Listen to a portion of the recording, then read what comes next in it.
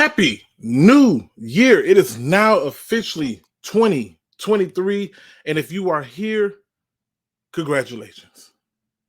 Congratulations on being the dog, on being the alpha, on being the badass. You made it.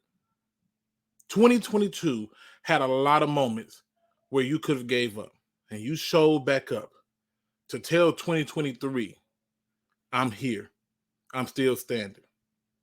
And I know there's somebody out there right now who is getting real weak, who's getting real tired, who doesn't always have the strength to keep pushing forward. But you don't have to do it alone. You don't even have to give your name. You just simply have to dial 3 simple numbers, 988, and reach out to the Suicide and Crisis Lifeline. 988. 2 small, simple numbers. I know that there are times when you are not always at your strongest, but those are the times where you need to be able to say, I need help. They're open 24/7. You don't have to give them your name. You can simply call, have a conversation, and tell them I just need someone to talk to. And they'll direct you with resources and everything else to get you in a position. And if that's not enough, and you want to do it a little bit differently, I get no endorsements for BetterHelp. I don't have any type of financial gain or anything to do for this. I simply use BetterHelp myself to maintain my own mental health, and I believe that anyone else can. They have a number of different options that allow for you to get help and assistance, even if you don't have the right insurance or you can't afford it. So before you make a decision that you can't live with, make one you can. Get help. Because whether you know it or not, we care. So please, stay. Tomorrow needs you.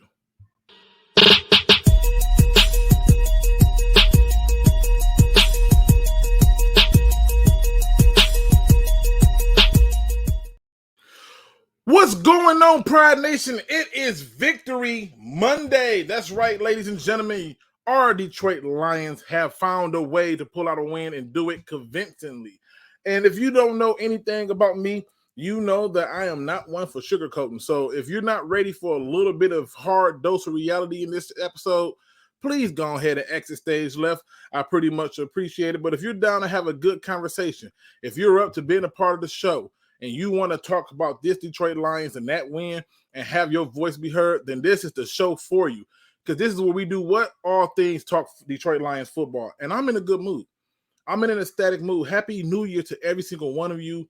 I hope you guys had a wonderful night. If you celebrated it, if you did it responsibly, and that everything went the way it was supposed to go. And so I'm excited. I got to talk about this game. I got to talk about the latest news with the Lions.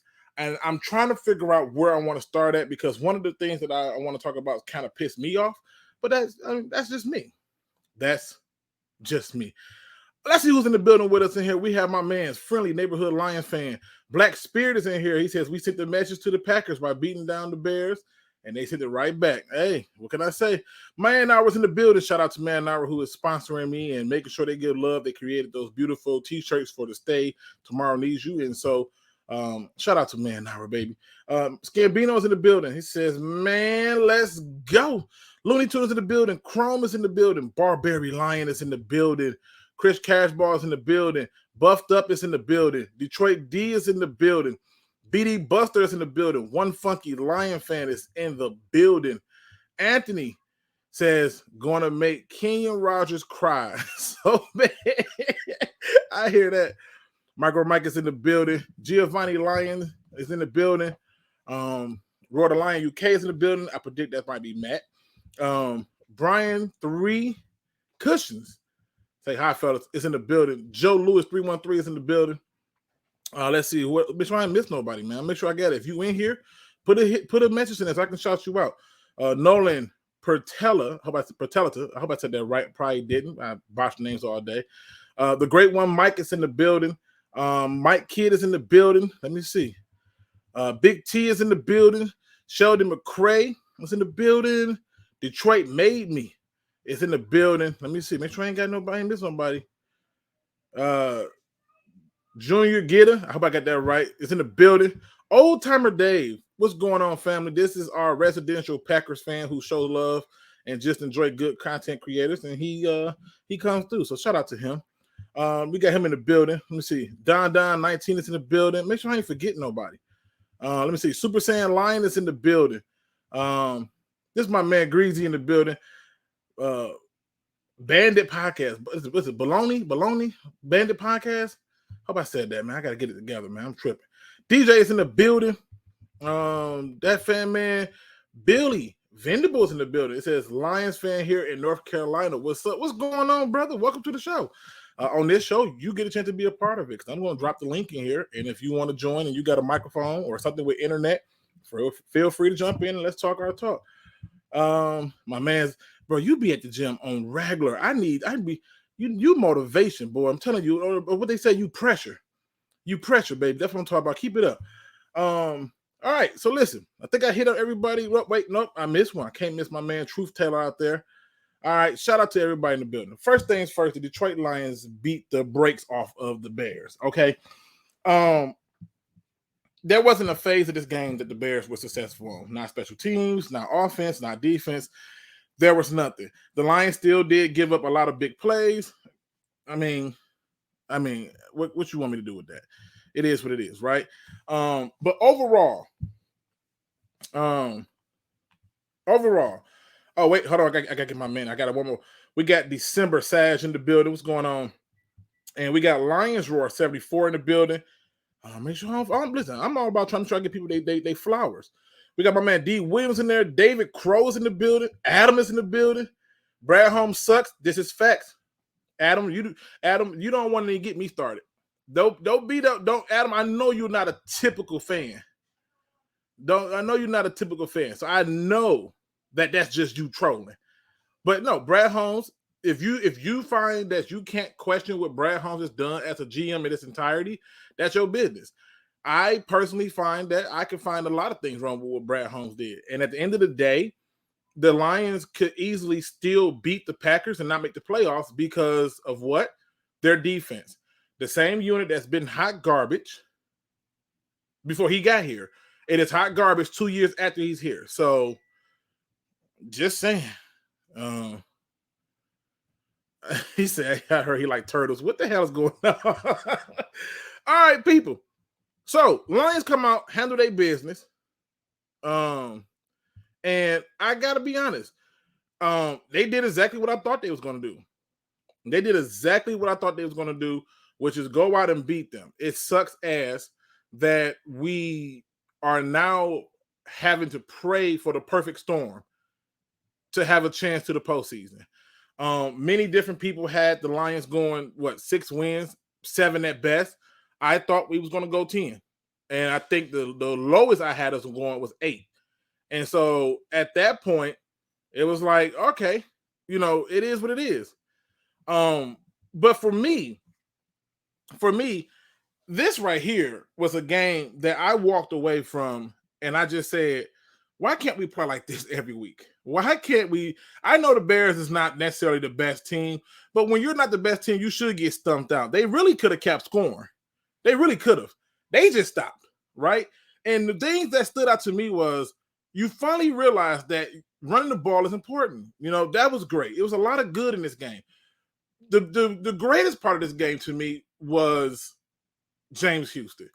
He is the story for it. Like, if there's any credit I'm going to give Brad Holmes, that pick for a guy to be in his 6th or 7th game, and I think he didn't even have a start or something to that effect, and still produce at this level is crazy.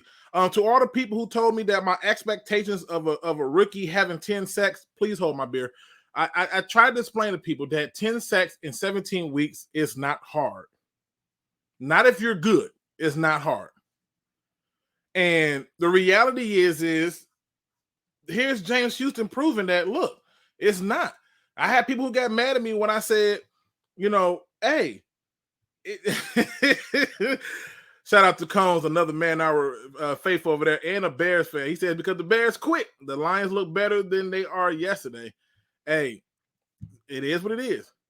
But the reality is this. And again, I'm dropping the link in the chat early because I got a lot to cover.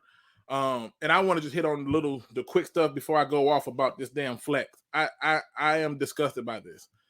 But the Lions came out and showed that okay, we should be able to step out the better teams. The losses that we have infuriate me on so many levels because I wonder out of the 8 losses that we had, how many of them would you say was on the offense? How many of them would you say was on the defense? And I'm curious to that because to me, if your answer is defense and the defense has been hot garbage for over the last 4 years, then you pretty much know where the problem lies at, right? And to me, I just look at the Lions team and I'm like, this is a perfect storm for you to not only make the playoffs but win the division, get a playoff push if you could, because you had a schedule that was designed and set up in such a way that you could have really took advantage of some things. And I felt like we just didn't do it. Now, granted, I'm excited we won.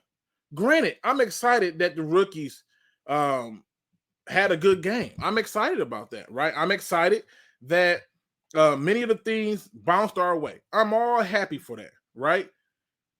I'm still disappointed in our season because I know okay with us being 1-6 and then turning it around. I mean, it's cute. It's a great story. I understand people like it, awesome. But for me, we were better than an 8 or 9 win team. We were better than that. And we should have had a record reflective of that. That's why I don't believe you are what your record say you are. I don't believe that. I believe that you have to be able to accept certain things. And I was happy with what I saw. I thought the Lions on every phase just did them dirty. If I'm not mistaken, I think Fields had 75 yards. 75 yards. Make that make sense. 75 yards? Like, this is where we at with it. And for me, I'm astounded at how this came out. I'm 100% shocked at how this all played out. I mean, it's ridiculous. First Black Man on the Net says, out of the 8 losses that we had early, how many key players were either hurt or on IR? Luke, you got to come up with more original content. The controversial spill gets tired. Love you, bro. I'm not trying to be controversial. See, that's the first mistake you made. In 2023, I'm going to make sure I give the same responses every single time. I'm not trying to be controversial. I don't want to hear about how many people we got hurt. That's the old spiel. That's the same old Lions fan spiel right there. That whole entire, we had these people out, and this is why that's hot garbage. That's hot garbage. That's baloney. Because if you want to play that card, then we got to ask why we keep adding people that's hurt. So at the end of the day, nobody, the whole IR and people being hurt, that wasn't what led to us giving up the most points in the NFL in that stretch. That wasn't what that was. So, no, we're not going to do that. So I'm just saying, we're not going to do that. That's just not true. The reality is the Lions showed up. They outcoached them, right? They outcoached them. I know Adam wanted, and to Adam's credit, he did give some credit. Adam wanted Campbell fired. He believed that these issues were coaching. I didn't believe that these were coaching issues. I mean, I still believe that we have some deficiencies that have still been there. But at the end of the day, when you look at those 8 losses, you're going to walk out and say that majority of those, if not 90% of those losses, came because the defense couldn't hold. And that is what it is. So it just is what it is. To all my critics this year, welcome. Worst Detroit show on the net, always trying to be different, but the rants turn into blabbering at some point, Luke. Appreciate it. Y'all don't understand how good I feel today. Y'all don't understand how happy I am to see 2023. Y'all don't understand how happy I am to know that I can still keep it pushing. So any criticism or opinions you have, let it be known, brother. That's why it's a link in the chat. There's a link in the chat that you can jump in and join on.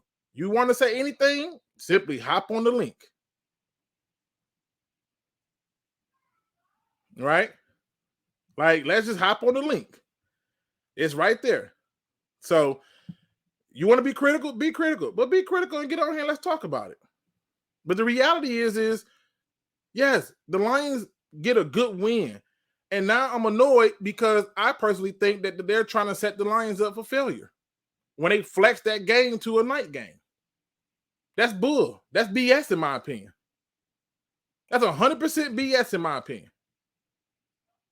And I'm not excited about it. I'm not happy that they flexed that game because it only gives an advantage to the damn Packers. They're already playing at home, and the Lions had many other games that they could have flexed that would have been more exciting to flex. But no, this one is more about the winner gets in and the winner gets out. No, it don't. Both these teams need help. They both need to win, and they both need help. And at the end of the day, with both these teams needing help and needing to get a win, it don't matter.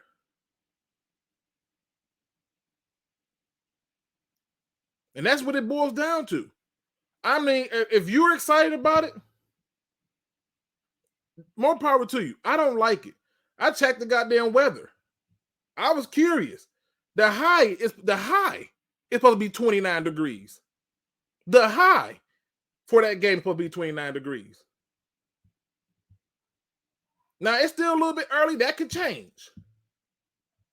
But the high is supposed to be 29 degrees. And I'm not excited about that. Hell, they act like they couldn't take the cold in Carolina. Like Carolina had a new style of cold or some shit. Now we got to go in Green Bay and play when the high is 29. The low can get as low as 22. That's without even the 5 to 10 mile per hour wind that's going to bring it down even further. So I'm saying I'm not excited about it. If you are, more power to you. But the Lions missed a very good opportunity this year. They did. This game wouldn't even have to matter if they took care of business earlier. It wouldn't. And I don't like that they flexed this game. It only benefits the Packers. And yes, I know the Packers got to play in it, but they've been playing in it. They play outside all year round. And as Mike said, it don't matter if Seattle wins. You gave up an ugly loss to the Panthers. You knew you had to win out. And if Seattle wins, you fucked. So now the question really becomes, do you root for Seattle to win to get a higher draft pick? Or do you root for the Rams to win, lose the high draft pick, but you get a chance to possibly get into the playoffs? So, but I'm not liking the flex. I'm not feeling it. I love what we did to the Bears. It's a division opponent. I think that we only got one divisional loss, which is to the Vikings. So that's beautiful. But I'm not liking it. I'm not liking the flex. I'm just not. So I'm just putting it out there. If you happy about the flex game, more power to you. Choo-choo. Right? Like I'm not there. Not with it. Also, you know, I think I was listening to Adam, and Adam said that shout out to Adam. He said that Goff has earned the right to be the franchise quarterback. Okay. I still think they should draft a quarterback, but okay. I think the bigger problem is going to be now, do we now not look at some other positions because of what has happened with James Houston? What's going on, TA? Oh, not franchise. My bad. I don't want to misspeak what he said. Adam, you got to change this fucking photo, bro. It looked like you are ready to like promote somebody's like foreign cologne or some shit. Like, what the hell? You got to take the photo. But no, I mean, I think we still should take a quarterback. I think that yesterday's game was just more confirmation to me that the Lions truly underachieved this season, because I swear we should not even be in a position to have to be fighting for our lives. We should not. We should not be in a position like this at all. I don't like this. I don't. And for the camp of people who think that I am crazy about the Brad Holmes talk, I'm just telling you, my issue is very simple. When he got here, the biggest problem with this team was defense, and it still is. And even with the defense doing what it did yesterday, which I don't know what the hell Fields was going through, even the interception that he threw, I'm not even sure what he was doing. We didn't rush nobody.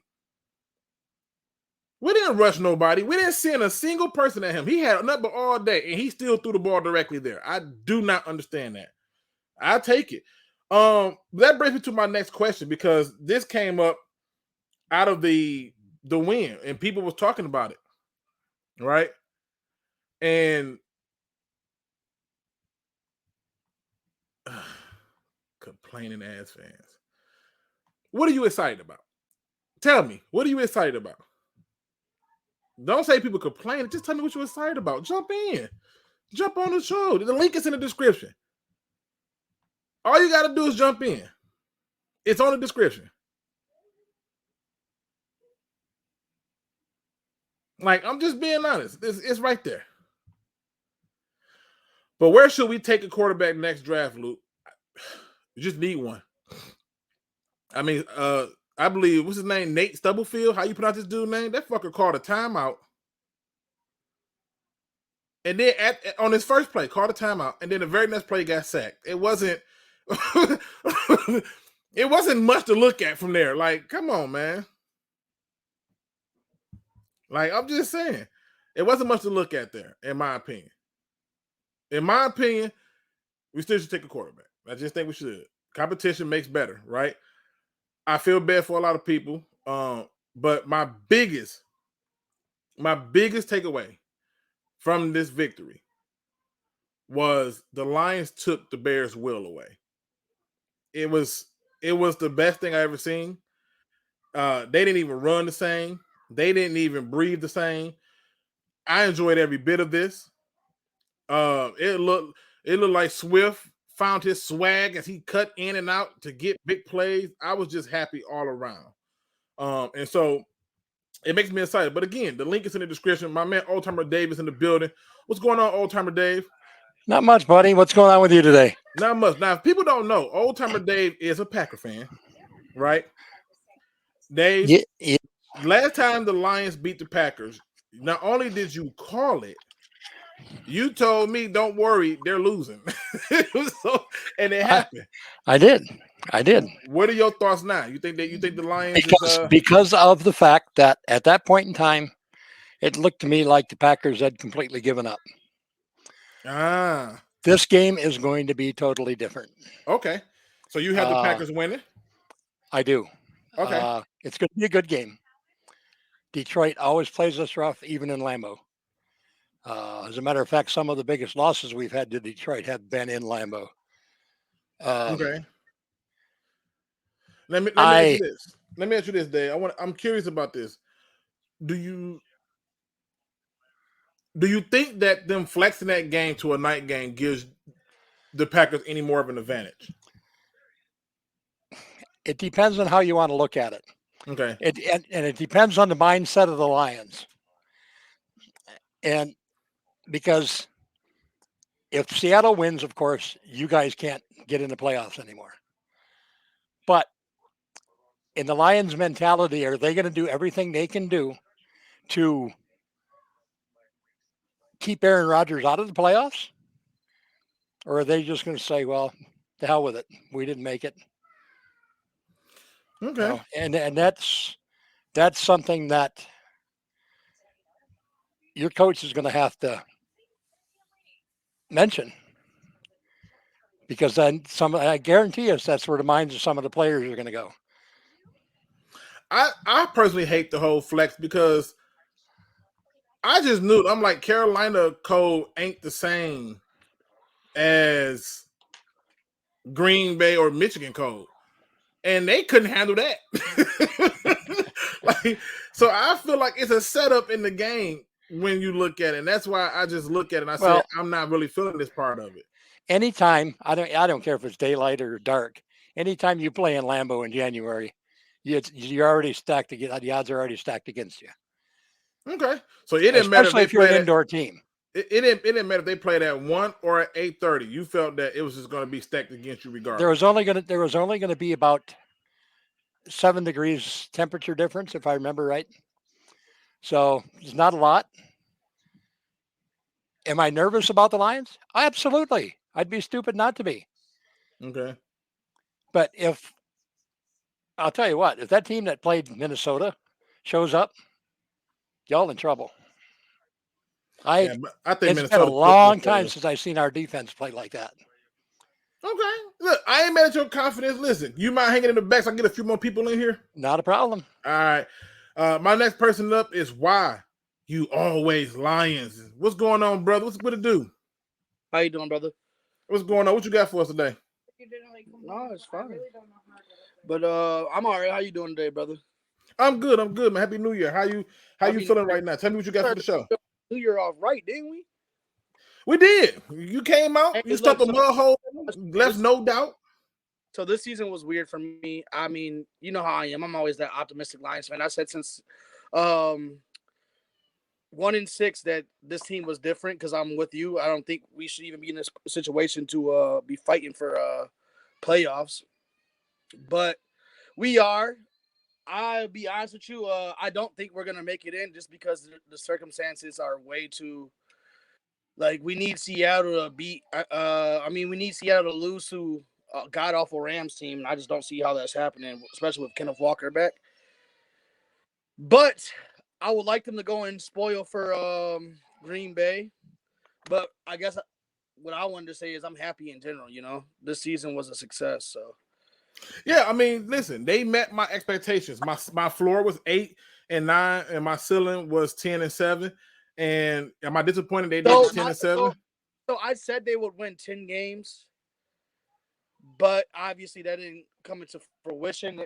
They're close to it, but I guess like what I'm more at the clip that these rookies are playing is just ridiculous. Like you don't want it to drop off, but you know there's going to be a drop off somewhere. Because, like, I mean, if they play like this for the rest of their careers, I mean, this is one hell of a draft. But I don't know, man. I just feel like we are blessed now, and we need to just like soak it up. I don't want fans to go in. If we lose next week, man, look, they're still 4-2 in the division. They still will be finishing with a solid division record of 4-2. And we still ran our division, and it's kind of. I'm kind of with Adam. I was watching his show earlier in the morning. He was saying, I expect them to win a division next year. Like, no, nothing less, honestly. I either compete or win a division. Like, compete and make it into the playoffs or win that division and host a playoff game because I think we're more than likely we definitely have the weapons to do it. And the only thing I disagree with you on, I don't think we take a quarterback this year. I think you take a quarterback this year, you're doing your team a disservice. Defense. And then I'm sorry to say it, but we need a running back somewhere because as much as everybody likes DeAndre Swift, he showed me too many times this year that he don't want to run north and south. And we need somebody that's going to be healthy, north and south runner that's explosive all the time. So I don't care if it's in the second, third, or fourth round, but we need to get somebody that's either going to light a fire under DeAndre Swift or that's going to take the torch and run with it. In my opinion, I'm not mad at that. I'm not mad at that approach. You know? No, I'm not mad at the whole defense approach. I was screaming defense for the last 2 seasons, right? I felt that we could have really changed the defense, but to me, I feel like we ain't been even or fair when it comes to our praise to the rookies and certain rookies. I ain't gonna say we, I ain't one of them, but people went nuts. They went absolutely nuts for Emrod. And I'm not getting that same energy for James Houston. I don't know why. Look, I said it 2 games ago. I said if they would have started this man sooner, he might have broke the rookie sack record. Man, listen, that man. I got yelled. Remember, I got yelled at for saying that. I got yelled at for saying that at the one game that he's a. Hey, I got yelled at for saying that he's a better pass rusher than Aiden Hutchinson at this point. I got yelled at for saying that, and I stand by it. But I would agree. I would agree. I think Aiden does a lot of different things better than him. But if we're talking about pure pass rusher aspect, he's a better pure pass rusher because he is. One thing Aiden doesn't have, which he'll learn this offseason, and I know that he has the wit to learn it. Aiden only has a handful of moves. He has that bull rush. He has that fake bull rush where he rips in the inside, and he has the swim move and the swim. Those are 4 moves. He ain't got the James Houston hesitation or his hand placement is so elite. I feel like James Houston is so fast. As soon as he gets that hand and he swipes out, there ain't no touching him. He getting around that corner so fast. I don't know. He a beast. It's crazy. Well, I appreciate you for coming on, man. I got more people in the back waiting, man. Appreciate you for showing love and support, and appreciate it. I mean, I get yelled at all the time for saying stuff, but when I say stuff, I'm not trying to be different. I'm trying to get people to understand that you can think differently. And I don't think with the group a lot of the time because I see things differently. It is what it is. And to me, I'm telling you, after that game, that very first game he had the 2 sacks in, he did so much in that one game that wasn't just something that you see that goes by slow. He was working the hell out of them people, and there's all these different narratives that comes up just don't make sense, So it sucks ass. Technical Jeff makes a good point. They did cut him, so yeah, it's gonna be they're gonna pay him. They're gonna give him some money to keep him here. Figure it out. Next up, John Kapler. What is going on, brother? Well, it's good. Got the shirt. Gotta do a little promotion. Everybody, remember, stay. We need you. Hey, 100%, man. Appreciate that, man. Thank you for the love and the support. I've been dying to get on to actually put this on to do that and send to your show message, that sort of thing. But I'm with the last guy. The moves that James Houston has, especially of what I like to call the Houston hop, that whole little stutter, and he's up in the air doing some weird Michael Jordan stuff, and then he goes. Oh, that's just nasty. They were talking about that, I want to say, on ESPN or something. That move that he did his first game. Whoo-wee. Imagine if he was in since the beginning of the season. My Lord. And listen, I'm getting ready to lean into something that people ain't gonna want to hear, and that's just the truth that you probably don't have the defensive rookie of the year. You probably don't. No. And Hudson. No. I don't think he wins it. Well, what's great, we don't need to have the defensive rookie of the year. You have the 2nd overall pick. You have James Houston. You have Malcolm Rodriguez. 2 late-round picks that have turned out to be very nice. Now, will we draft to replace them to make them just very strong depth pieces? Maybe. But the fact that you have those 2 guys that stepped up and are doing what they're doing, very nice. Good to see. And I don't, as the last or second to last person said, I don't think we're winning. I think the Packers win. We should have won last week. We put ourselves into this. Someone said on another video, I like the picks, but I want the playoffs more. Indeed, I like the playoffs too, but we should have handled our business. So you know what? I say Rams can go ahead and lose. We should have beat Carolina. This is on us. We shouldn't have to depend on people. For you want the draft pick at this point because you don't believe that the Seahawks are going to lose to the Rams. It's not even that. I mean, I like my picks, but you're a couple spots off, up or down. It's not really going to matter. We probably, I don't want to say probably. There's a good chance our GM, if he really wants someone like he did last year, he will trade up. Maybe instead of having 2 first-rounders, we trade up and we go get that guy. But we should have handled our business. Would it be awesome to get in the playoffs? Yes, but if we're in the playoffs, I want to win. I don't want this, we got a patch. We got a playoff patch. We're feeling good about ourselves. Could we pull a New York Giants and run the table? possibly, but you had the chance last week in Carolina, the warmest game of the week, and you couldn't pull it out. Just like Minnesota blowing it to Green Bay. What was that crap? You lost by like 30, 35 freaking points. I don't know if that was the NFL rigging or blowing or doing whatever they do behind the scenes, but that was absolute dog crap. So now the Packers are on fire. Last week, last game of the season against Detroit, game probably going to get flexed. Everyone's all eyes on us. No, it got flexed. It's already flexed to the late night game. Okay, so for me, there you go. Last game of the season, and all eyes are on us when we should have it locked up, and it shouldn't come down to this. But NFL drama, we got to have the drama. Listen, it is what it is at this point. Because, like you said, we should have handled our business and took care of it, and we didn't. And I get it. I just look at it like this. And if you're in here, please hit the like button. It do help.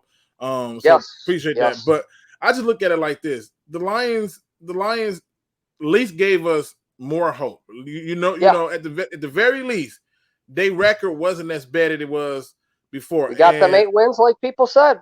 We improved. And then on top of that, I also want to point out the fact, like I said, to the people who keep subscribing to it takes 3 years, man. Like, I can't wait till I start asking questions about your expectations for next season, because I expect to hear high expectations since everything takes 3 years.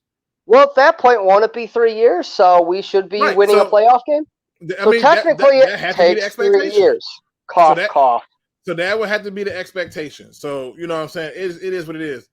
But appreciate it, man. I got one more person in the back. I hold you off. No, go for it. Thanks for having me on. Go Lions. Yes, sir. I mean, look, I'm happy, right? If they win, it's 9-8. If they lose, they 8-9. Are they above 500 at 8-9? No, but I'll take it. I wasn't settling for 6 wins. And to me, like I said, I'm going to be asking the questions down the stretch. You know, the expectations this year for most fans were 6 and 7 wins. And that was what they was pushing. Well, what is it going to be now? So that's what I'm looking at. My man Gunner is up next. Gunner, you in the building. What you got for the show? Hey, man, let me tell you something about James Houston, man. That man crazy. Charles Harris lost his job. He gone. I don't even think it's Charles Harris that needs to be worried. I think it's Austin Bryant. I think it's Julian Ocore. I think Austin Bryant ain't getting re-signed. Like, I'm pretty sure this is last year of his contract. Right, but at that point, I think what James Houston did was created such a problem. And I hate to say this, if he gets better, man, you talking about if he get better, man, let me tell you what. Like, good grief. We talking like he might be leading the league in sacks. He get better. That's all I'm saying. Right, that's what I'm saying. Like they started him. I think they started him yesterday. I think yesterday was his first start. Bro, did you see how low that man could get to the ground? It wasn't even that. There was this one play where Aiden Hutchinson ran and he was trying to peel back in and the quarterback stepped up. And what James Houston did was say, F this trying to go around you. He went through, bro. Yeah, he pushed that left tackle into his own dude, bro. And bull rushed the tackle on top of Fields. And I'm like, I was like, oh my God. Nah, I feel bad. You know how the NFL is. They're going to be drug testing him. And you know the play that everyone is talking about the most is the one where he drops back in coverage. Yeah, he closed it on Fields. And he closed that gap. That speed was crazy. And like, so it was so many things that with him I'm looking at and I'm just like, wow. Like, I give Brad Holmes all the praise in the world for that damn pick. That is some phenomenal stuff. He spent 2 years on, or 2 drafts on the defensive line. I think next year it's time to fix these DBs. And again, at this point, you know what I'm saying? When it comes to adding talent and getting stuff to fix it, I am looking for him to go defense. And I'm not looking for no role players. You need significant players on the defense. No, I wouldn't. I don't think people should be upset if we take 2 corners in the first round or 2 DBs, period, like a corner and a safety. Right, that's what I'm saying. Like, it's just one of them things. What are your other thoughts about the Lions beating the Bears and the fact that they flexed our game to the night game, which I don't like. I feel like they gave a bigger advantage because of the cold and stuff. Man, it's gonna be cold as fuck. Oh yeah, oh yeah. It's gonna be cold as hell. Nah, but could you imagine if we just ruined their playoff hopes in front of all they fans on the biggest stage? That's crazy. For me, that's what I want, because then at that point we'll be 5-1 in the division. We have not been 5-1 since I think it was 2017 was the last time we were 5-1 in the division. Yeah, I want that 5-1. I want to sweep the Packers. I want to sweep we should have swept all the teams. We should really be 6-0 in the division if we're being honest. Right, if we're being honest, but stuff happens. We still giving up big plays. Defense still need prayer. It is what it is. We still need linebackers, as TA point out, or we need some dogs at linebacker at the very least. And we, what do we need? Another safety? Yeah, we do. We sure as hell do. I'm sorry. I'm finna say some controversial stuff because people love to hate what I'm saying, but it is what it is. Kirby Joseph and Tracy Walker are the same players. So they're too inconsistent. They're the same players. You literally have the same two players, and so you need another safety in my opinion. And plus, they got to decide if they want to bring back Deshaun Elliott or not, because he's only on a 1-year deal, and you got to replace Will Harris's nickel role, which is probably what they're going to do as well in the draft. So that's like 3 DB spots right there. Well, like I said, and you need depth at outside. I don't think people realize how many corners we're losing this offseason. I'm pretty sure after this offseason, we only have Okudah and Jerry Jacobs as our corners. So you still need depth behind those guys because Okudah's been hurt every year. And Jerry Jacobs came off that big injury last year, but he's been pretty healthy this year so far. No, at the end of the day, it is what it is. Yeah. I ain't never happy you put out controversial stuff every week in the videos and it's getting old. Truth hurts. Right? Truth hurts. If you think you're gonna walk out there and you're gonna put if you tell me you're putting Walker back to the spot that Elliott's at, that's a mistake. He's better at where he's at, and Kirby Joseph was behind him for a reason. So truth hurts. And who said I'm not happy? And it's not controversial. It's just the fact of me being sarcastic and saying that y'all think that what I say is controversial or that I'm just trying to be different. And if you think it's getting old, then hey, that is your right. Y'all have y'all opinions. There's a link in the description. Feel free to jump in so we can have a conversation about it. But at the end of the day, no, they are the same people. And the problem is the defense. And the defense has been the same problem. And if you look at those games that we lost, you're going to walk away from at least 6 to 7 of them and say we lost it because of defense. Sorry. Just facts. So, we wouldn't even be worried about the Seattle game if we didn't give up 45 points. Right. You think about 48 this, right? points. My bad. 48 points. If you beat Seattle, right? Think about this. You beat Seattle. You should have beat the Eagles, right? Just look at the teams you lost to. You should have beat the Vikings. You should have swept the Vikings. So for all the controversy and everything that they want to talk about, the reality is what it is. To all the people who want to jock and say Brad Holmes did this great job, guess what? Same fucking problem exists from 2 years ago, 3 years ago, 4 years ago. Defense. You want to tell me he took a bunch of defensive players? So did Bob Quinn. So what? So what? Do I give him praise for taking Sewell? Yep. Do I give him praise for taking Amon-Ra St. Brown? Yep. Which, by the way, that was a guy that I said I wanted. And did a whole video talking about it. Am I right or wrong, Gunner? I don't remember the video on St. Brown, to be honest. Oh, well, it's a video. It's there. Talked about St. Brown. As soon as I saw him escort somebody off the field, I was like, well, that's what I need. All I'm pointing out is the reality. Yeah, he just had the unfortunate, at least for his draft positions, I know he wanted to go higher. It's just the unfortunate event of there being so many receivers that came out that draft. And it worked out in his favor because it put him in a position to be successful.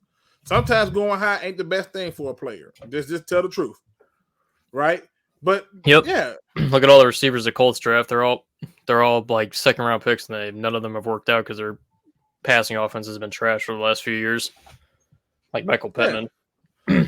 And again, for me, what the history has been with the Lions is if we got a real stout defense, the offense don't click. If the offense is stout, the defense don't click. I'm just hoping that next year we can merge the two together and have a defense that's complementary to the offense and have an offense that's complementary to the defense. And I would be a happy camper. personally. But at the end of the day, yeah, I'm. All right, you got that. If you have all three phases playing, like the offense has been playing this year, you're talking at least like conference championship level Right. Think team. about Right? it. Listen. To all the people who think that I'm negative and think that he's just upset, he's angry. You should be too, because there's no way that we should be with this team. We should not have not been in the playoffs. We should not have not had a record in the double digits. We shouldn't have. If the defense did their part, we wouldn't have this problem. And all I'm pointing out is just the simple fact of is that's the truth.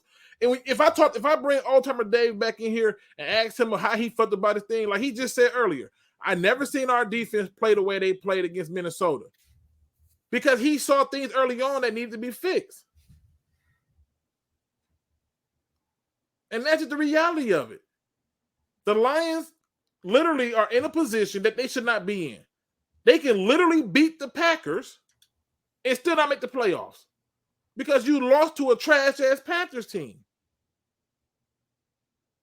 You lost to some teams that you just should not have lost to. You shouldn't have lost to the Seattle Seahawks and Geno Smith. Nah, that game was wild. Like, seriously. We have blamed Anthony Lynn. We have blamed R.B. Pleasant. We have blamed Dan Campbell. We have blamed Aaron Glenn. We've blamed every single person except the damn general manager for the defense being what it is. At some point, we got to call a spade a spade. And if our defense is not giving up as many points as they was giving up, how many games did we win? That's all I'm pointing out. Why this is shocker to people, Gunner, is beyond me. But I want to win. I want playoffs. I want a playoff win. 100%. People anyone who's rooting for that the Rams to lose is stupid. That pick does not move like anywhere. That's still a top 10 pick regardless, win or loss. Right. No, but I'm saying like many people I've seen on Twitter where some people was like, oh, is it a hard thing? Do you root for the Rams to win so you can get into the playoff, or do you want the high draft pick, seeing how you know this is going to be a long rebuild? And I'm just like, what the fuck? No, I want to win. I want to win. I don't then forget draft picks. Yeah. I want to win. That's me. I don't know about everybody else, but that's just me. That if at the worst, I don't know how like the order will go with random crap, but at worst, it's like 9th. Like we're fine. Like that pick's fine. And again, this is one of the things that I look at. You know, Antonio Jenkins where he talks about people forget that we can also address these needs in free agency. I look at everything. When you hear people, if you look at most of my chats and you look at the people who argue against the whole Brad Holmes conversation, they only talk about draft. They don't talk about free agents. They don't talk about re-signs. They don't talk about trades. It's only the drafts. That's all they talk about, is the draft. But I've been doing this for a while, and I've seen where every draft has been hyped up until year 2 or 3 come around, and then boom. Now it's get rid of this person, get rid of this bum. Everybody and their mama was hyped for Will Harris, and Will Harris got me in fucking YouTube jail because I was trying to figure out why we took him. Then we traded up for that man too in the 3rd round. This is nasty. He only got drafted here because of Paul Pasqualoni, because he played for him at Boston College. That's the only reason why he was here. I said 10-7. First black man on the net. You're wrong. I said 10-7. And I said, with this schedule, which in my opinion was not a strong schedule, it was a weak schedule, given the fact that you got 9 games at home. Literally have 9 games at home. And many of the teams that you're playing, which I believe 6 of them were in the first year of their rebuild. So you had 2 of those teams being the Vikings. You did a good job against them, and you had the other 2 being against the Bears, a good job against them. When you didn't get the goddamn Panthers, they didn't even have Matt Rule. He was gone, right? He's already hot garbage. You got beat down by them. I had him at 10-7. It's documented. So we had him being gone at the beginning of the season. We knew he was gone. We knew he was gone. He was gone. He was gone a little soon before. I thought he'd at least get at least the first game before Thanksgiving. Nah, he was gone after 4 games. 4 or 5 games. He was out of there. No, come on, man. It's documented. I had them at 10-7. I said, and I in fact, I think it was Mike who was on with us when Mike said that, hey, I got them at 6 or 7, and he was like, if they get 6 or 7, I'm okay. And I was like, okay. I said 6 wins is a losing season for me, and I'm not accepting that. That's not an improvement for me. I said they have to get 8 wins. That was the floor. The floor was 8. The actual prediction was 10-7, and I said they can get as high as 12 wins.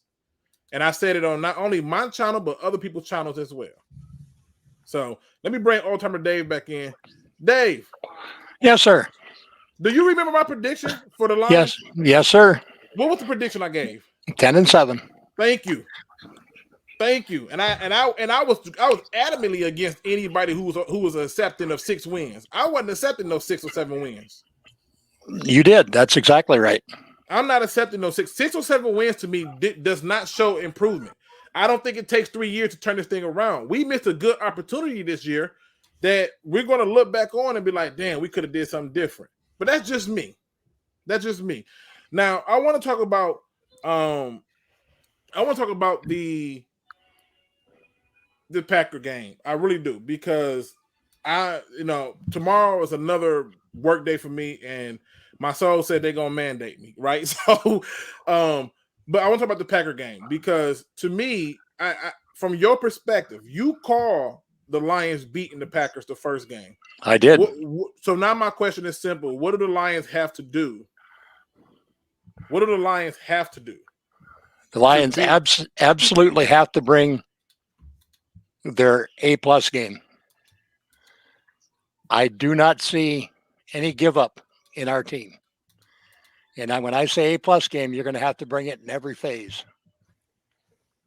So you believe that the problem really going to have to be a problem for y'all. Like, yeah. Yep. I honestly believe that at this particular point in time, I believe that we will win. Okay. It may not be by a lot. I mean, it may be a last-second field goal. It could be anything. But yeah, I mean, we're going to win. It's absolutely one of the things where I still think we beat y'all. I still think we beat y'all, right? But I think Seattle beats the Rams, and so I think we finished 9-8. Y'all finished 8-9. We finished second in the division. Y'all finished third, and I think Seattle destroys our dreams and our hopes. I think we beat y'all. I think it's going to be a tough game because it's at night now. It's going to be cold as shit, and right now they're predicting it to be 22. But when do you start with the cold? When does it get cold? And in January, and shoot, they talking about the sun go down in Wisconsin around 4. They said, I think it said. Yep. But you said it's going to be 22. When does the cold set in? Well, according to them, y'all, we got 5 to 10 mile per hour winds. So yeah, the cold gonna set in. So now you're probably looking at about 15, 16 for temperature. Man, that's why that flex is some bullshit. ATG 3 Rock 72 says every team misses opportunity. Packers are in a tight bend. I don't cover every other team. I don't cover those teams, and I don't really, you know what I'm saying? Like, we talking about the Lions opportunity. The Lions ain't won a playoff game, and I don't know how long, right? Like, so if you want to talk about every team has that problem, cool. But every one of those teams can argue that they've been to the playoff more recent than the Lions. So and Luke knows me well enough to know that I'm not going to sugarcoat it. If I think the Lions would win, I'd tell him. And I don't think so this time. I saw something in the chat too you didn't mention. What's that? At one point, Detroit cut Houston, didn't they? They did. Yeah. And he's not on a rookie contract anymore. Nope. So they're going to have to re-sign him. Yep. And I think they will get him re-signed. They're the ones that took him. I think they will get him re-signed. That's all I'm saying. Let me bring in my man, Anthony. Anthony from Roar to the Lions UK. What's going on, brother? Hey, Luke, how you doing? Never miss an opportunity to come and chat with you. Listen, I gotta ask you this question because I know I'm not tripping, right? Like, I'm sorry. I just feel like it's real convenient that they had all season to flex a Lions game, right? When the Lions was 7-7, they could have flexed the game versus the Panthers. right? They could have flexed so many other games. They didn't. Are you happy that they flexed this game to a night game? I'm not. I get that everybody got to play in the cold weather, but this is bullshit. Well, Luke, when games get flexed, they get flexed very late here. So the game kicks off at 1:20 a.m. where we are. So so that we are going to you. be going. we are going to be going all through the night. But you know what? I want this for this team. I've been asking for them to be flexed, and why? Because I think this team needs to be put under the bright lights. It needs to be put under pressure to see if it cracks and to see if it can deal with it. I don't want to be, good teams don't play at 1 o'clock on a Sunday afternoon. They play in the late games. They play in the prime time games. This is an opportunity for us to go to Lambeau, beat the Packers. Whether it gets us in the playoffs or not, I don't really care at this point. I want us to go there and play well. And at the end of the day, right now, we are a better team than Green Bay, full stop. We have the better quarterback who is playing better than Aaron Rodgers. We have the better offense that's playing better than theirs. Is our defense on its day can be good. We're strong where they're weak. We match up well against them. And for me, I want to go there and kick their ass, regardless of what happens. And right now, with a better team, they're writing us off saying, oh, you're no good, the cold weather, all that. I'll give over with that. The San Francisco 49ers, who play in the hot weather, went there and killed them. We've got an offense that is dynamic. We've got an offense that can pull out all the tricks in the book, and that's what hurt them that day. We can go there with no pressure on our shoulders and put on a show, and that's what I want this team to do. It's got to learn to play in the primetime games and win. So give me no better end to the season than this. I'm really looking forward to it. Listen, I'm all for the energy. Like, I'm all for the energy to say, like, I want this moment, I want this and stuff. But I'm just thinking to myself, this defense lost their spirit in Carolina cold. Like this.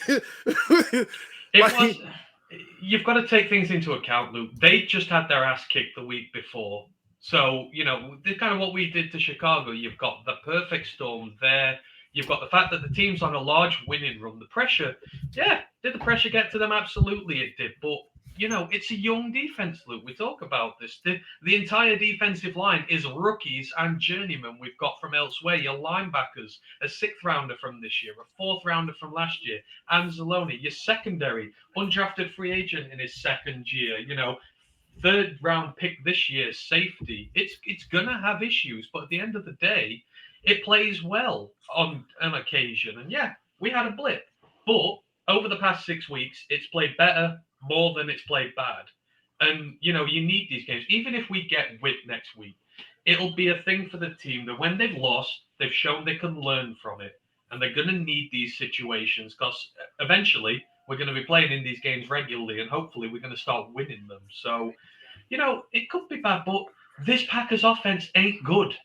It really, really isn't. And compared to what it's been in recent years, it's vulnerable, and it's there for us to have a go at. Our defensive line right now is our strength. And you can stop that run game. The pass game ain't the best it's ever been. We have an opportunity, and that's okay. There's no favorite in this one. Old timer Dave, what did you say to that? You the Packer guy. I mean, Anthony said I ain't got nothing to worry about. He's absolutely right. We're definitely not the offense we have been in the past few years. But that said, the offense also has been getting better. Take away the one special teams touchdown, and we still won 34-17. Okay. Daryl Thompson says, Luke, I told you not to sleep on Carolina, but you poo-pooed it. Yes, I did. I thought we was going to steamroll their ass. I thought the same thing we did to the Bears, we was going to do to the Panthers, and I expected them to do that, and they laid an egg. That loss hurt more than the New England one. When the team can run the ball down your throat like that, that's a rough moment for you, for real. So, good call on that one. I expected them to beat the brakes off of them. They didn't come through. It happens. Y'all making me feel a little bit better about it being flexed. Not a big deal, Luke. 7 degrees. It's the only difference. Yeah, but that's right now. See, you and I know that weather is like Michigan. That shit changed in a heartbeat. You know it. Well, I know. I grew up there, so. So like the Michigan and Wisconsin had those same moments where like stay long enough and it could go from summer to winter in like 5 minutes. And so See, Luke, they always talk about the weather and say it's a thing, but Tampa have been there and won in recent years. San Francisco's been there and won in recent years. It means nothing. They choke just as much there as the weather affects other teams. And again, this is a case of you do though. You really do. And again, when you struggle is against these offenses that can do things different, and ours can. We've got the rush attack, we've got the pass attack, we've got a quarterback who's completely in form. And the reason the Packers have done a lot better recently, that defense gets a lot of takeaways. I think it's 12 in the last 4 games. Yep. What has Jared Goff been really good about recently? Keeping the ball, the running backs keeping the ball. We don't turn the ball over, really. Other teams that you've played, the Bears, the Vikings, that they're not exactly the best teams in the world. We're better than those guys. I just think we are. And I won't argue that point. I will not argue that point. I didn't say it was going to be easy. Oh no, but I'm just saying everyone's saying that we've got no chance in hell up there and that it's the cold wind. And I disagree. I just think our team right now is at least equal. And I think that it's got less pressure on it because, and especially if the Seahawks win, we're playing for pride at this point. But you've seen the team and how it's developed this year, how it has reacted to adversity, and it has gotten better every single time. So, I feel more confident about winning a game at Lambeau than we did when we had Stafford, just because of how hard this team plays and the weapons we have at our disposal now. Gunner, I mean, I ain't gonna lie, he making me feel better. I saw that time switch. And I'm like, man, this is some bullshit. Like they could have flexed so many other games. Not really. It really wasn't any. Well, you mean like other weeks? Yeah, they could have flexed. Oh yeah, for sure. Like that, I thought that Vikings game we had the second time should have been flexed, but yeah, we could have flexed that. Like, yeah, but now you're in week 17, Luke. Tell me which game that you would have picked out of this week to flex other than this one. No, none of them. The other ones are trash. The Saturday flexes are garbage. I don't know why they're on there. There's some horrible. Right? The Chiefs Raiders? Like, who cares, bro? No one cares. I mean, yes. The number 1 seed for the NFC still is not settled. The Titans Jaguars, I kind of get, but the Titans are brutally injured. They're going to get killed. They're going to get killed by the Jaguars. Keep in mind. Titans Jaguars, I can see flex simply because that's going to be for the NFC South. Right. But the Jaguars still going to kill them, though. Like, the Titans they're starting, what's that Dobbs dude again? They start him again. They ain't even start Malik Willis. Listen, I want to say this. Ultimate Day make a good point, right? In terms of them doing it. I just hate that it's us who get flexed to that late game. I just don't want to. Like all the games now they flex. It's not a flexes. Like that's what's burning me up inside. Like, so, wouldn't you rather be this team put in this situation, Luke? I mean, if they're going to be a team that wants to go to the playoffs and win championships, you've got to put them under pressure. What does a 1 o'clock game just hidden amongst the rabble do? It does no good. Super Bowl winners don't come from playing 1 o'clock on Sundays all the time. You have to. This is pressure situation. How many times have we lamented going to Lambeau and we've got nothing to play for? It's the Packers playing for a seed, or they've wrapped one up and they're playing the backups. That's no good for us. Winning those games means nothing. You go there and win this one when it means something to both teams. That is the kind of result which just sets your trajectory of your team in a completely different direction, in a good one. You need to put this team under pressure because you said, Luke, your timeline is a lot shorter than everyone else's. This is year 2, and you're just kind of saying we should have already wrapped up the playoffs. The expectations are high. Well, if your expectations are high, why don't you want the team put under the pressure of the primetime game? Because at this point, I'm at this point, I want the road of least resistance. That's the truth. And that I'm at a point now. But I don't make a winner, Luke. I know it don't, but you know what the reality is this. At this point, most people already had them at 6 or 7 games. And I was like, look, I feel like we should have had double digits. And they go out there, and I feel like it really does aid an advantage to the Packers to have that game be played later that night, because I think it does yield itself a little bit of a different atmosphere for the Lions. My reality is I still think we beat them, though. Make no mistake. I still think we beat them because I'm going to tell you the truth. The biggest piece that makes me confident we beat them is James Houston. Hey, he's the best player on the planet. Because in my opinion, when everybody's making up these false narratives and want to pull Pro Football Focus BS out, I'm just telling you, we watch them games. The Bears wasn't double teaming trying to stop Aiden. They were trying to stop James. They move him around. Who, James? Houston. They flip flop a little bit, yeah. While you're right, Luke, Houston is the thing. It's more than him. It's your trenches. It's both your trenches. They're the things that absolutely annihilated the Bears the other day. If you want to beat the Packers, you've got to beat them on both sides of the ball in the trenches. So it'll not just be Houston. Each and every single one of them is going to need to have a great game, but they are capable of doing that. We've seen them do that. But Houston to me, like I have a friend who's a Bear fan, right?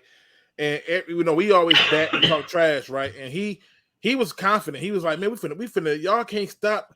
I said, "Listen, you're gonna have a real big problem, a whole lot of problems." And he was like, "Man, you crazy? What you talking about?" And I told him, I said, "All that stuff you was doing early in the season ain't finna pop with James Houston." I said, because he's gonna be able to close and create issues that forces you into some uncomfortable situations.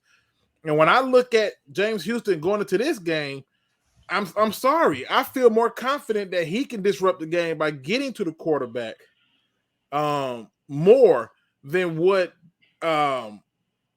anybody else on our D-line can.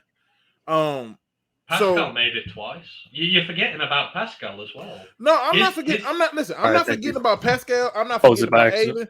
I'm not forgetting about McNeil. I'm not forgetting about none of them. What I'm telling you is a lot of them did their duties. Even the Pascal, one of his sacks came because Romeo Core destroyed the tackle. And we know that their line is not there. I'm not basing this just off of what happened against the Bears. I'm taking the body of work of our players thus far in the season, and I'm saying, look, we can really do some things that gonna be different. But for me, it starts with James Houston. I'm telling you right now, if James Houston don't get off, watch what happens, because I don't trust our secondary. I don't trust them, right? I just don't. They're going to have to play him off the left side. They about to figure it out. As long as he's out there, I'm good. So what? Not again on the right tackle or not on Bakhtiari? Yeah, you don't want him on Bakhtiari. Bakhtiari will beat him. Even as old and as slow as he is, he'll still get him. He'll figure it out. He's too smart. Hey, I tell you what. As long as we got dog, I'm good. Listen, James Houston, how everybody fell in love with Emrod and all these excuses. I ain't got no excuse for James Houston. I see why he earned his name The Problem. It's legitimately a real name he should have. Speaking of nicknames, I gotta ask this unusual question as a sidebar because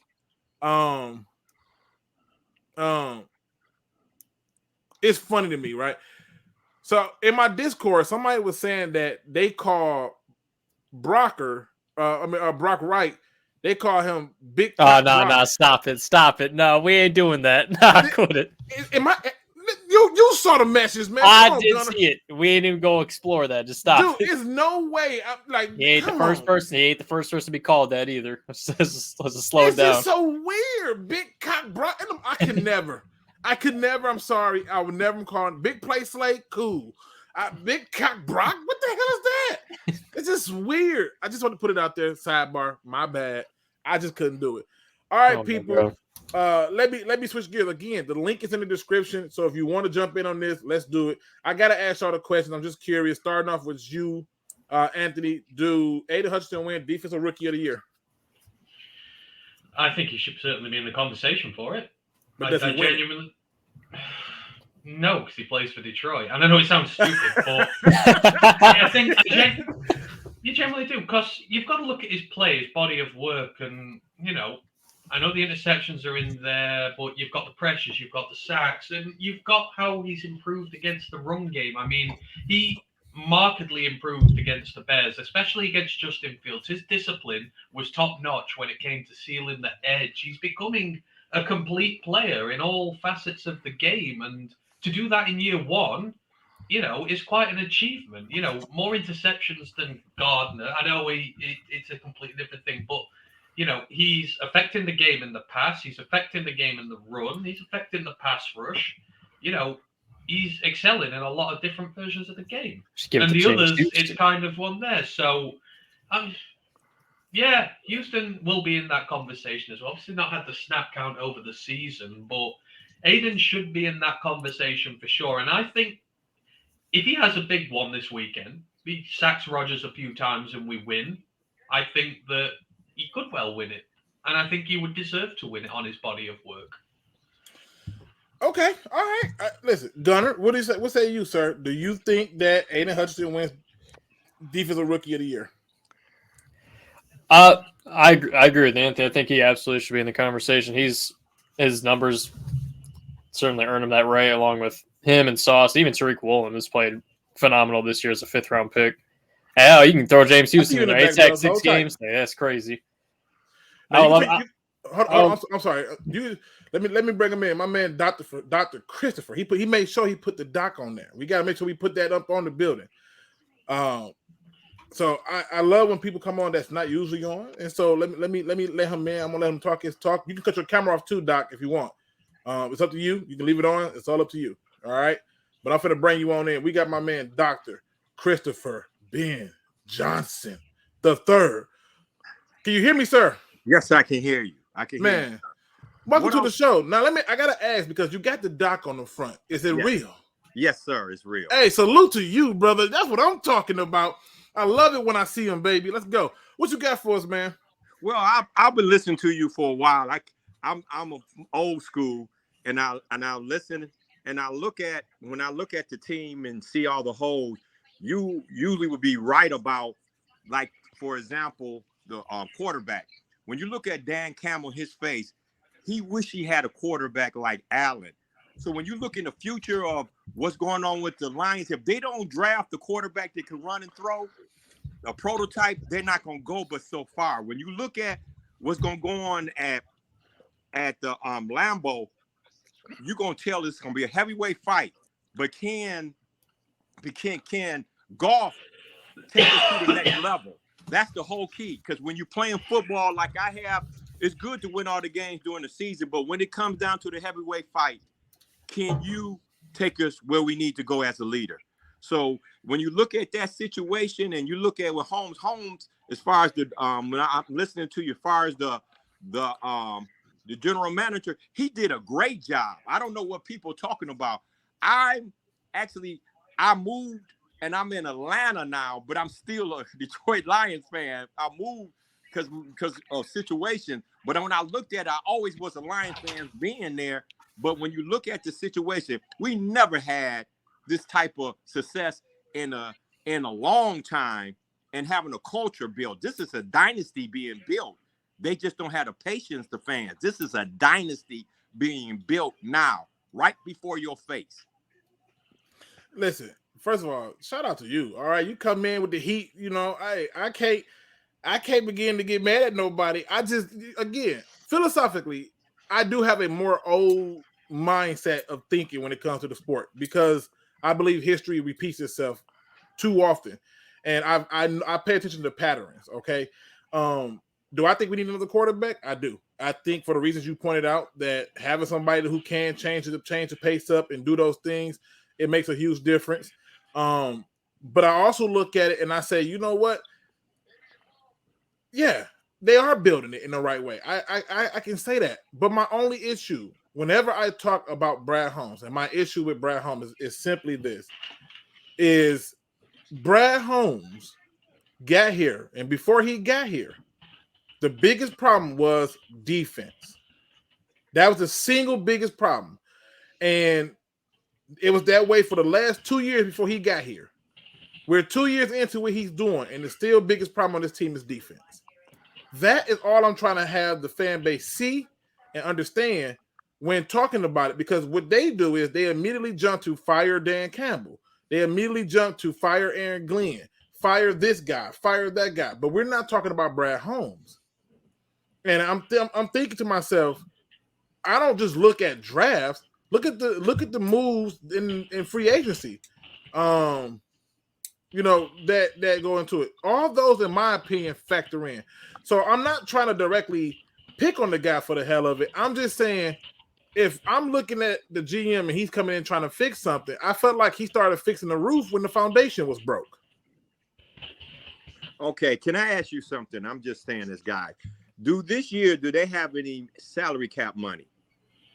They had the 6th most salary cap coming into the offseason of free agency with $36 million. Okay. So when you look at that, I'm just saying in the future, I believe that he wanted to see exactly what he can do and what Campbell said. Campbell, to me, is a coach that has to have players that buy into his system and have people that he trusted. You are correct that they should have looked at the defense. That's like common sense. Stevie Wonder could have saw that.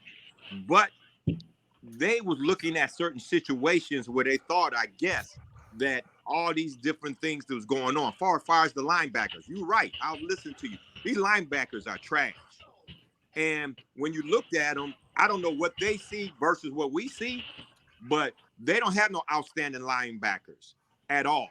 When they draft this year, they got to get linebackers. They got to get a corner. They got to get a safety because that's what they missing. When you look at the quarterback, look at all the games that they lost. If that quarterback in 3 or 4 games could ran and got 10 or 15, 20 yards on his legs, they would have won about 4 more games. It's just 2 or 3 plays in all them games that you look, if the quarterback could have ran and got a first down, 2 or 3 first downs with his legs, look where they would have been at.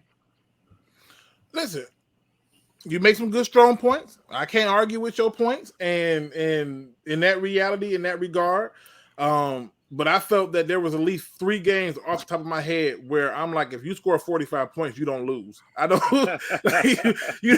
That just don't happen. It's not, I mean, hell, it happened today to USC. You score 45 points and lose 46-45. That's crazy. You know, and so, Michigan. In Michigan. So it's like you should not lose these games. I'm just putting it out there.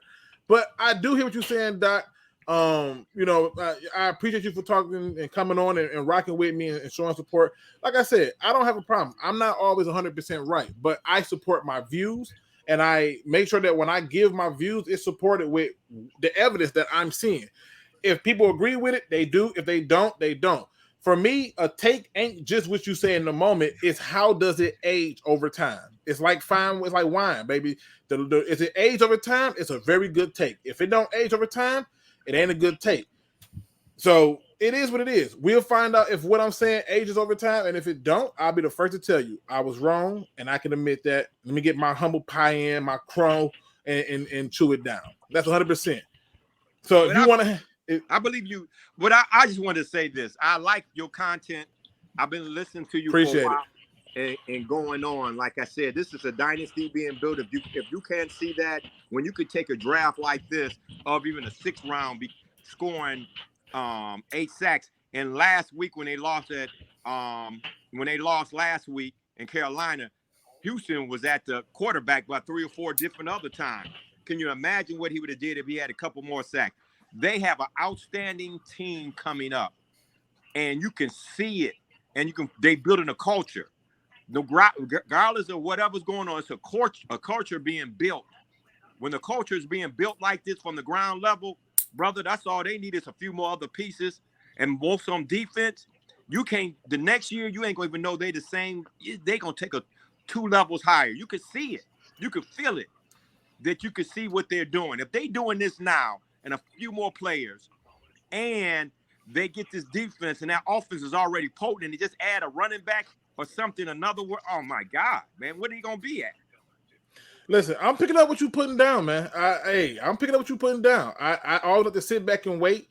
Like I said, for me, my takes ain't about if they're gonna be good at the moment. Are they going to be good after the fact? And so, everybody loving you right now, so that's code for me to let you know you got to come back. Don't be I know doctors got a real hard schedule, right? I don't know. Yes. I don't know if it's dental, if it's medical, whatever. But it's I'm a doctor deal with psychology. I deal with patients. I mean, dealing with different so individuals. I'm not the doctor. you in my RAM. You in my Yeah. RAM. I Okay, had to okay. break down what my RAM is a little bit later, but you in my RAM, okay? Okay. All right, but listen, if you want to hang on just for a second and stay a part of this discussion, you can. If you Okay. don't, I totally understand. You have an open invitation to return. I have always left it open to even people who disagree with me to come back and tell me I'm an a-hole. It's perfectly fine. Like, like I get it, right? So I'm gonna stay on, but I don't think you're a-hole. I agree with a lot of stuff you're saying, but you got to see the destiny. You got to see the dynasty. Listen, I see it because it does. I can see some of the similarities to how when we started getting buried, but it's just those other little things that I got tired of fans trying to fire everybody else except for the guy who could have really changed the fortunes of us losing those games. Let me bring in our next guest really quick. Okay. My man C. Perry is up in the building. Except for the guy who could have really changed the fortunes of us losing those games. You don't need to mute Let that. me bring in our next guest really quick. Perry. My man C. Perry is up in the building. Except for the guy who could have... I'm gonna give him a minute to mute it because I swear I can hear the whole thing. Well, especially since you just said it, you know. I know, right? Yeah, right. Bro. All right, you ready? Can you Perry? hear me? There you go. I can hear you, Perry. What you got for the show, brother? Can you hear me now? I can hear you, brother. I can hear you. What you got for the show? Yeah, you can hear me. So, Luke, I've been following you for quite a while, man. Yeah, you can hear me. So, Luke, I've been following you for quite a while, man. Oh, I don't know what's going on. Perry, I can't hear you now. All right, I'm back. I had lost you for a minute. All right, there you go. So I've been following you for quite a while, bro. Okay. And some of your views, some of your takes, I don't quite agree with all the time. Fair. End of the day, I still love you like a brother. Appreciate that. And I can appreciate things you're saying. But let's get to it.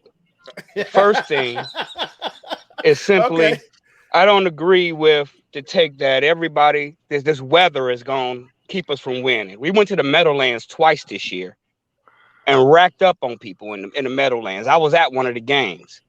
And I don't see how in Green Bay, and it's not going to be as cold as it usually is in Green Bay. I don't see how that's going to affect the way we play. Okay. What you think about that? I think my biggest issue is of all the games that they could have flexed, why this one? And I think that by flexing that game to a night game, it does aid itself in giving an advantage to the Packers. Now, keep in mind, I still picked us to win the game. Right? I still picked up to win the game. But I want to stump them out is what I want to do. You know what I mean? So that's I've been following you for quite a while, bro. Oh, wait. You gotta mute your phone. You gotta mute the phone, Perry. Yeah, so you gotta just mute the phone. I'll give you a second. I got you muted just so you can, get your phone thing. And then when you're ready, I'll bring you back. Just gotta mute the stream. Yeah, you just gotta mute the stream, but pretty much. So let me give him a second so he can get that together. But no, I'm not saying that because we're going to play in the cold, we're going to lose. I think we're still going to win. I think we're still going to win. Now, our residential Packer fan says we're going to lose. He does. and he also said that we was going to beat the Packers earlier in the year, and we did. Our residential Packer fan says we're going to lose. So you gotta mute your phone, also said Perry. that we want to beat the Packers earlier in the year. Bro, you gotta mute the stream. Gotta mute the stream, bro. Yeah, you gotta mute the stream. Yeah, because the feedback is coming back. So I'm gonna give him a minute and then I'll unmute him. But Doc, I mean, I don't think I said that we was gonna lose the game. I could have swore I said that we was gonna win. Yeah.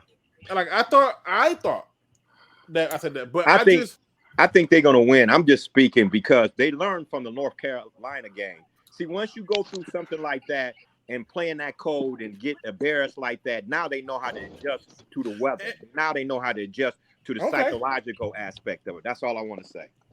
All right, Perry, you back? No, Perry, come on. You was ready to forget about Perry. No, I'm just joking. Look. Perry, you back? Yes, I'm back. All right, go ahead, man. Talk your talk. Come on. I can't hear him. Come on, you a lion, man. Come on. Right, I can't So I got a question for everybody on the panel. Okay. Yeah, it's gone. Listen. I'm trying. I don't know what's going on. I really wanted to question, but yeah. Let me go get one more question down because I want to try to keep it moving along, right?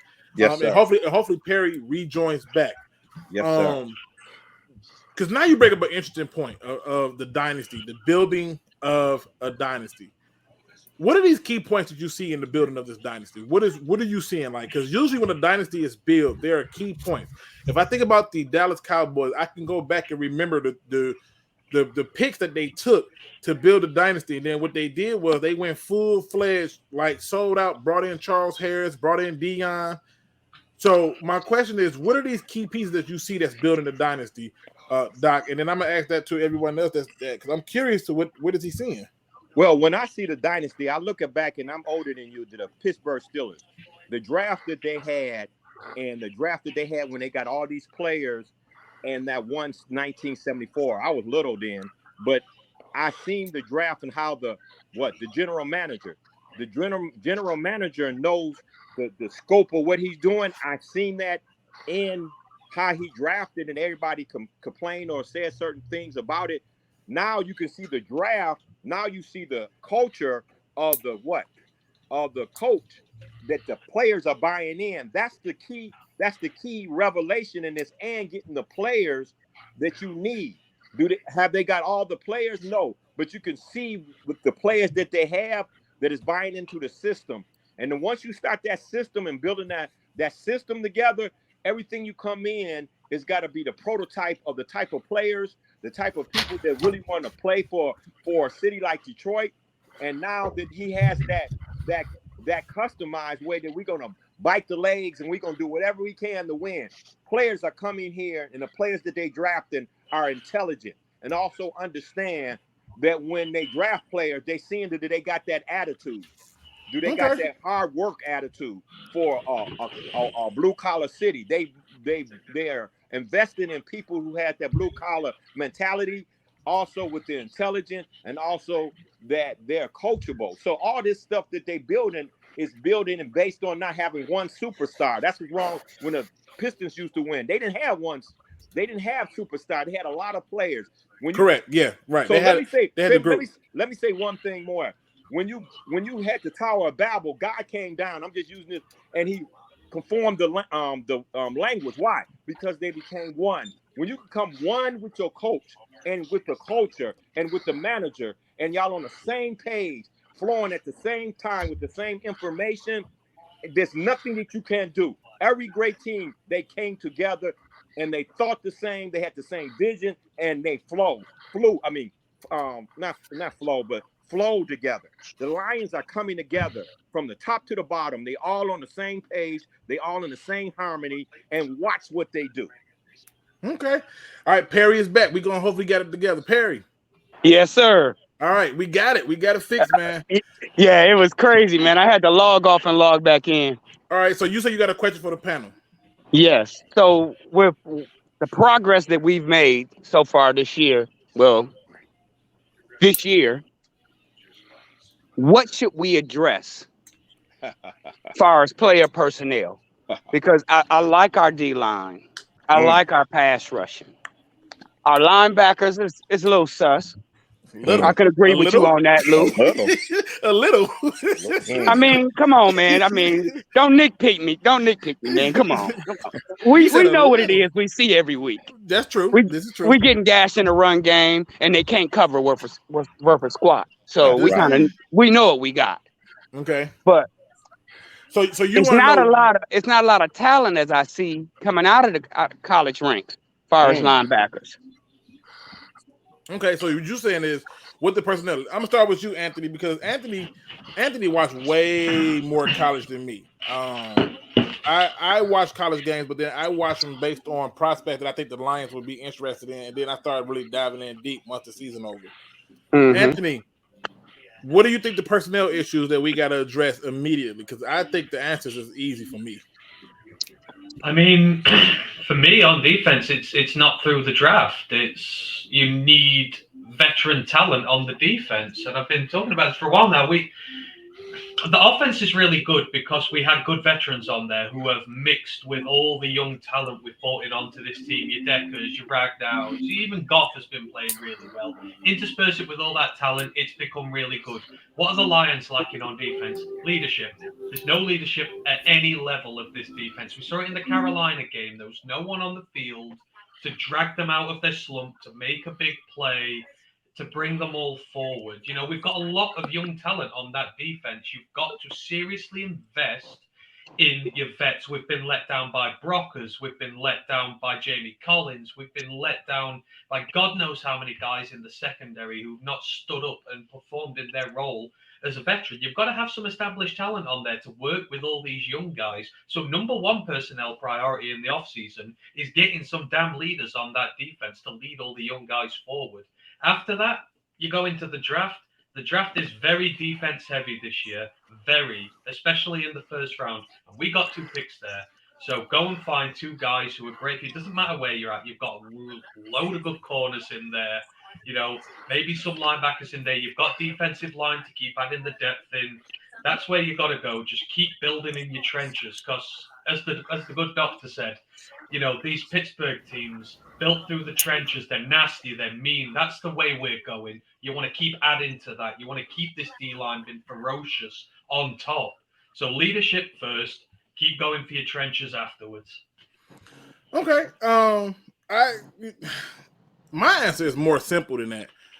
It just is. You need a dog inside linebacker. I believe that every great defense had the middle of their field shored up on offense and defense, right? But on defense, they always had a stout D tackle, a stout interior linebacker, and a safety. Lawrence Taylor, Michael Singletary, like I'm saying, if you get those 3 pieces, everything flows normal. And to show you how crazy it is, I hate to say it, but the Bears used to have that. They used to have Hakeem Hicks. Yeah. They used to have Roquan Smith. And then at safety, they had Amos. And then they end up adding some more safeties. And in the minute they started breaking those pieces down piece by piece, you have a defense that looks like crap. So to me, I want those interior guys. Like, that's for me. That's just me. Gunner, what do you say? Like, who's that positional or personnel person that we need to add? This is a question coming from Perry. I mean, yeah, it's just linebacker and DB. That's probably those are our 2 biggest positional needs this offseason. You're losing a lot of corners through free agency, even though they weren't good anyways, but you still need to replace them.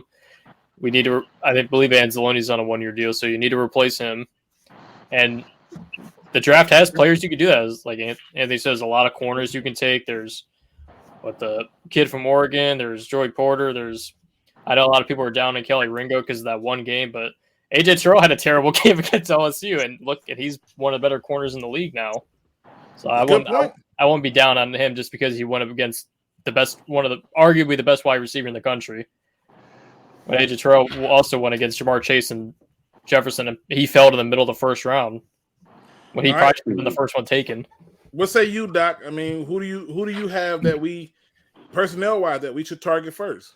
And the gentleman up front, I'm trying to see his name, said it right with the leadership. When you look at Ray Lewis and you look at all the leaders, when you have great leaders, even going in basketball, Michael Jordan, Isaiah Thomas, you got to have leaders that bought in what the coach has already ushered out. And when you get that leadership and leading, and you add the players with it, they're going to follow. You need that great leader in the middle or a corner say, hey, this is what we got to do.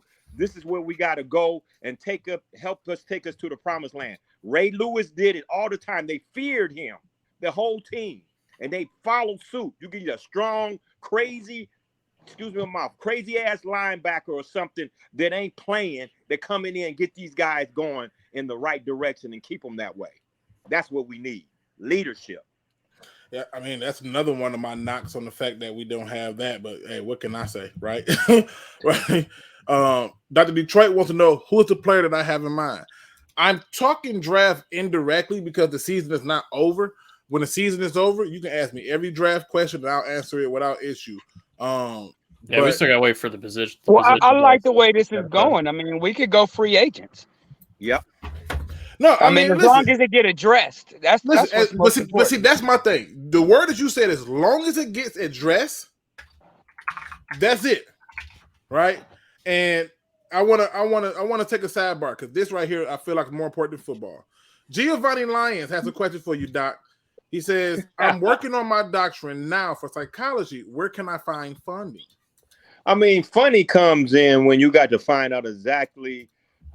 What I did is again, I worked and paid my way. I worked as a federal correctional agent. I'm just telling officers rather, and I paid my way. I really didn't get any funding. I just paid and worked a lot of overtime in that type of area, and I was in the prisons always, getting into scraps and stuff and whatever. But I ended up tearing my leg up, but I paid for my stuff. Sometimes you got to look and see what's out here. You got to go through the find out what's out here for scholarships and things for the school itself, and look at what you can actually get. I didn't go that route, so I can't tell you a story or anything. I paid a lot of money, my brother.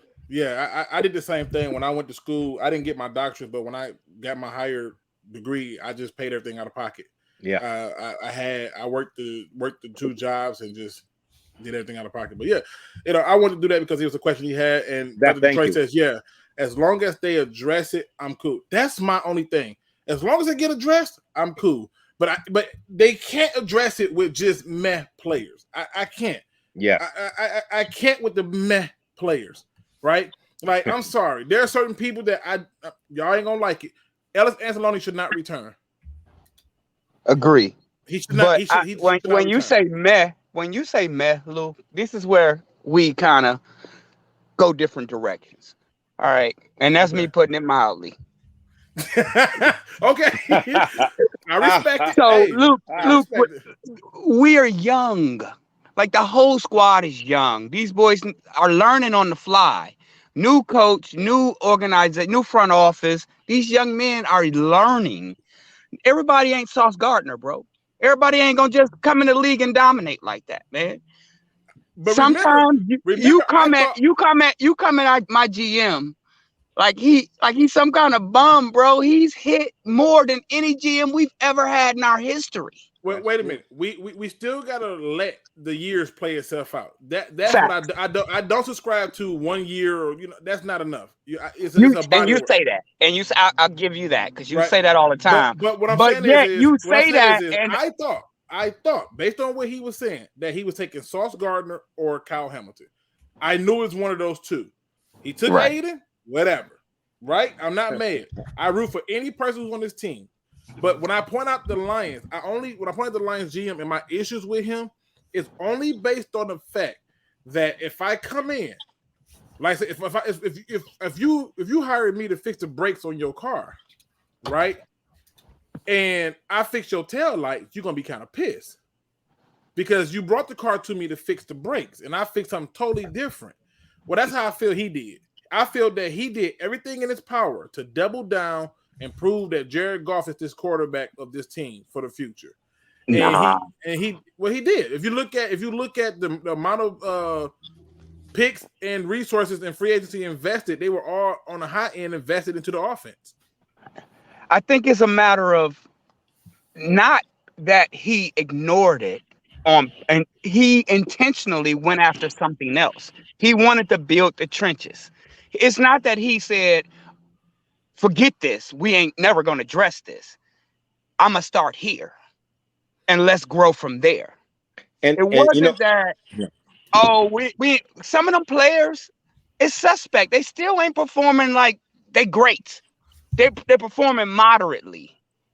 But what you said, can I say this? If you didn't get my bad. I see you in the back, Joe. Just hold tight. I'm gonna bring you in. Okay. Can I say this? If you didn't get the quarterback together psychologically and get the players that he needed, where would we be? So he worked on his psychic of the quarterback and letting him know that I give you these type of players.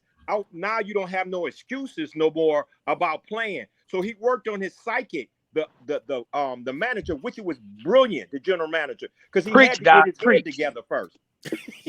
then from that point, he said we're gonna work on the defense. Because if he worked the opposite way, where would we have been? Gotcha. I think we would have been okay. Let me bring in Joe Lewis, and then, like I said, I'm gonna get to the next question to bring it on. And I still got more questions for Old Timer Dave, because Old Timer Dave watches the Packers way closer than I do. Although I do got an eye on them, but yeah, we got to talk about that too. My man Joe Lewis 313 is in the building. What's going on?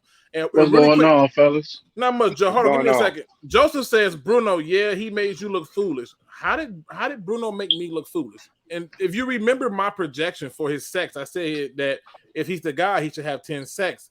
And I said my expectations is he should have 10 sacks because he has an extra game. How does he make me look foolish? I still root for him. I can I interject on that one? Yeah. Are sacks just as important as takeaways? Yes.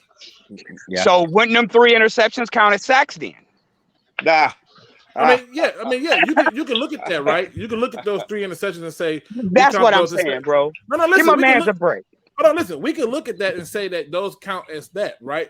But when you look at what puts people in Defensive Rookie of the Year, what puts people in All Pros, what put people in Pro Bowls and all this other BS awards that they come up with, when you look at what that is, it comes down to you coming in to be a guy to get to the quarterback. And at this juncture, you have a guy who was taken in a much later round with way less chances to get it done, and has done absolutely way more in creating those turnovers and problems. And see, what happened was most people panicked and started going to Pro Football Focus and want to talk about pressures. I don't respect Pro Football Focus, and I don't talk about pressures if they don't result in a negative play. That's what I'm saying. But Absolutely. yeah, I don't to sit there and say that, oh, you look foolish and all that. Nah, Come you on, ain't man. foolish. Nah, man. you didn't. Right. Nah. Because really, James Houston is outplaying Hutch in terms of a pass rusher. Not overall player, but in terms of a pass rush, most of our pass rush are having a huge effect because of James Houston. That's just fact. Joe Lewis, what you got for the show, bro? What up, fellas? Anyway, I'm just gonna hear a comment because I know everybody said they need linebackers, DBs, but do y'all even trust Brad Holmes choosing a linebacker, even though he said out his mouth he would never draft a linebacker high? Like that literally is like now we stuck on okay, so you gonna focus on either because we needed a safety last year. That's proven. Linebackers, your 6th round pick is a starting linebacker over veterans. So you knew you needed a linebackers in the beginning of the season. You still didn't draft him. Michael Rodriguez, he's inconsistent. Let's be honest. Wow. Inconsistent. I think with him, his play fell off when he got hurt. When he hurt his elbow, that's when his play really. Let's not forget he's a rookie. Exactly. That's the problem. That's exactly my point.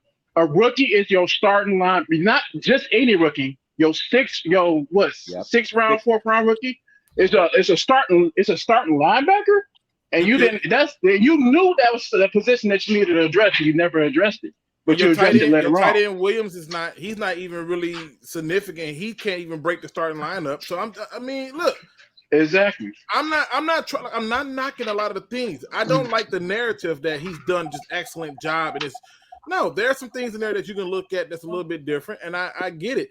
And the fact that he hasn't addressed those positions in the way that they should have been, that to me is what I looked at. I'm not trying to make it seem like, oh, I know better, but I'm just saying, like, at the end of the day, the way I'm viewing it, I break everything down exactly why I'm saying what I'm saying. Like I said off rip, who's when everything went bad in Carolina, who was the veteran to pull him out of the shit? Who's that guy? Ellis Anzalone? Nobody. Right? So that's a problem, right? So that's a problem. Yeah, but it's ironic that rolled over to Michigan. Oh, geez, don't do that. it's ironic, Listen, and I'm a diehard Michigan guy. It's ironic that rolled over. Yeah. It's crazy. It's crazy to me when I look at these games. I'm not trying to I look at a body of work. I look at everything as a big picture, not just a sample size. That's why I'm not crowning nor am I trashing anybody. I'm just simply saying that if you watch Aiden Hutchinson and you thought Aiden Hutchinson had this great significant impact of a season, more power to you. If you think that Aiden Hutchinson is a dog, more power to you. I don't. I think he's had a good season, and that's cool. But I don't see dog written all over him. I don't see that happening. When you a dog, I feel like people change the way they move for you, and I don't think they do that for Aiden Hutchinson. That's just I my see view. him as the penicillin that this team needed at that moment. Of all the medicine you can give somebody, you went to the But penicillin. if I'm you gonna leave that don't one get alone. penicillin- Not And aspirin. Yeah, not Tylenol. Penicillin. I'm gonna leave that one alone. Yeah, but you got to look at he was working with Golf psychic. See, y'all don't get this. Y'all got to get the big picture. If Golf mine wasn't right, and then have the players and get a chance to see what he actually can do without Golf in the head, nothing else would have worked. So he focused correction. on Golf. He focused on Golf, and that he thought he could put the other players, the other pieces in place. Y'all got to get that. You got to see the picture. Okay, can we all agree that if Ben Johnson wasn't Golf OC, he would still be trash from last year? Ooh. I'm just saying. Hey, brother. If Ben Johnson was not the OC, we would still be over here saying that we need a quarterback. So we just gonna quit that out there. Because last game, Now, this is a cop out. hold on, wait. Brother. If anybody was paying attention, all those balls Golf throw was underthrown, and the wide receivers had to keep coming back to the ball. That's true. And that's just the problem. It's not Golf. It's the play calling. All them plays is set up for the wide receivers. Hey, brother, all the plays is wide. And look, all the plays is set up for wide receivers to get open. Yes. He made me take a shot. I had to take a shot behind that one. That's all play calling. That is not Golf. Because every time Golf threw the ball, even the slant pass he threw to St. Brown was so underthrown, he had to fall to the ground to even catch the ball. So of course you're gonna complete 80% of his passes. Because they're all short throws. We got ambulance coming. Somebody getting taken out. I know, right? Look. If you got good receivers and a good OC, of course the quarterback is gonna look good. But let's just face facts. If Ben Johnson wasn't the OC and helping Golf out, Golf will be trash. Let's just be honest. Again, keep in mind, people. Keep in mind. I believe that everybody has an opportunity for their viewpoints and everything, and I know that when I see certain things, if you're going to come in and have a view, support it, and you have all shown up and had a view and supported it, I want to hit a few things in the chat. Then I want to ask Old Timer Dave some questions and bounce some things off of him, and because he's talking, the Packers. But Dr. Detroit says Hutchinson has surpassed J.J. Watts and T.J. Watts in sacks. Wow. Okay, so this is misleading. Okay. Wait, does he mean just this year or by their rookie year? He means by in their rookie year. In their rookie year. Oh, okay. And this is misleading. I'm gonna tell you why. This is misleading. Because with this, okay, how can I put this? I don't care if he surpassed J.J. Watt's rookie season in sacks. I don't. Facts. And the reason I don't care is because what J.J. Watt did was said, okay, yeah, I had 5.5 sacks that 1 year, and the very next year he dropped 20. So if you're telling me that he's getting ready to drop a 16 sack season, then I'm telling you, oh, okay, great. But you're not going to commit to that. You're not going to say that he's getting ready to drop a season like that. I think that was kind of always our thing with Hutch when we draft. It's like, hey, if he don't get 10 sacks, that's what we expect of him every other year after his rookie year. And the reason that I had that expectation for 10 the first season was because he had an extra game. And all the other people who had 10 sacks, hell, Parsons had 13 his rookie year. And they started him out as an inside linebacker, which really slowed his progression down before they finally waited a few weeks after to move him over to outside, and he still got 13. James Houston hasn't started but one game out of his 6 or 7, whatever it is, 6 or 7, and he got 8 sacks. Max Crosby had only started, I think, 6 games and had 10 sacks. And so Aiden got 10. Aiden got 10. Aiden got 10. He got 10 if you add the 3 interceptions. No, that's not how that works. We ain't doing that. That's not how that works. That's like going to get with your lady friend and you telling her you got 10 inches because you added fingers in there. That don't count. It don't work like that. She gonna laugh at you. right? So my attitude to it is you got to keep it to where it's at. That was real cruel, right? What kind of scenario is that? I'm just saying. I know, right? I'm just saying, right? If we gonna go there, like I just want to put it off. But again, I'm just saying. I think the interceptions, the takeaway itself is better than the sack. That's a possession. So for you to dismiss it so easily, I'm not dismissing it. What I'm saying is those are good stats to have. Are you saying that he's a defensive rookie of the year? Oh, second. But see, once you tell me he's second, then we're not really talking much, right? Because at that point, even you are not counting those high enough to give him defensive rookie of the year. No, I'm using your debate because I remember earlier you were talking about Okudah, and you were saying that corner is the hardest position to learn. So you mean the pass?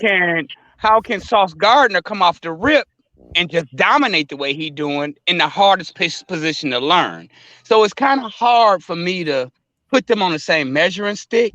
Like if Sauce wasn't in the league and not performing the way he is, and if was a fifth, we'd all be drunk, then yeah, I'd give it an Ayton because I don't see nobody else. So wait, you would still give Ayton the defensive rookie of the year, even over Woolen from the Seattle Seahawks?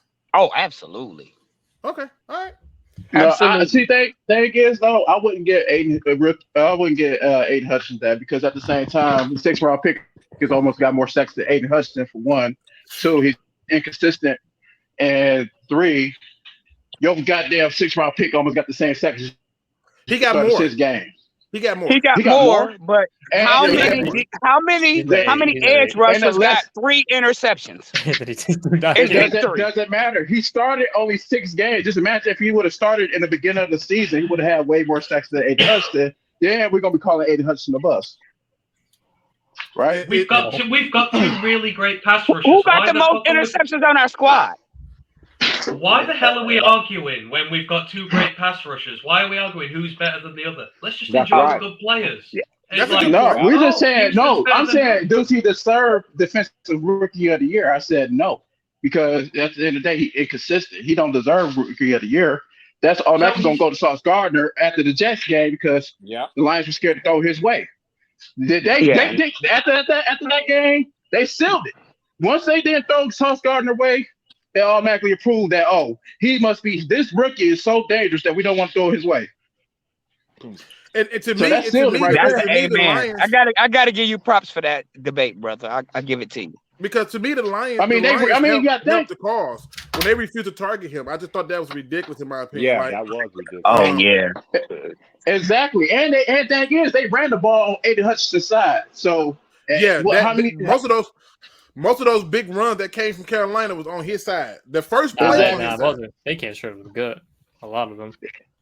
Exactly. So does everybody agree that Sauce is the rookie? Is the rookie of the year on defense? I got Sauce or Woolen from Seattle. Yeah, I got Sauce. I got Sauce.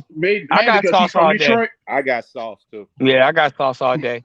Let me switch gears because we're running out of time. I want to get into this question really quick. All-timer Dave, I know he's been patiently waiting. All-timer Dave, because this is really where I need to figure out some stuff. How does the Packers beat the Lions? Well, it definitely won't be the same way we beat Minnesota. We are going to run the ball. Okay. They did pay attention to how Carolina ran it. Expect more of it. Our outside run game is a lot better than what Carolina's is. We get there quicker. We have a lot of different schemes just for that. You're going to see probably 1 touchdown from Watson. He will get you over the top, and Rodgers won't miss him. Okay, so you got it. You basically see where we are in a what's the word I want to use for it? You see where they're going to go and look at that Carolina game and say, "This is how we're going to beat them." Definitely, they're definitely looking at the Carolina game. Okay. Do Anthony? Do you disagree with that? And what do you think about that? If you are coming in trying to beat us, are you looking at the Carolina Panthers game?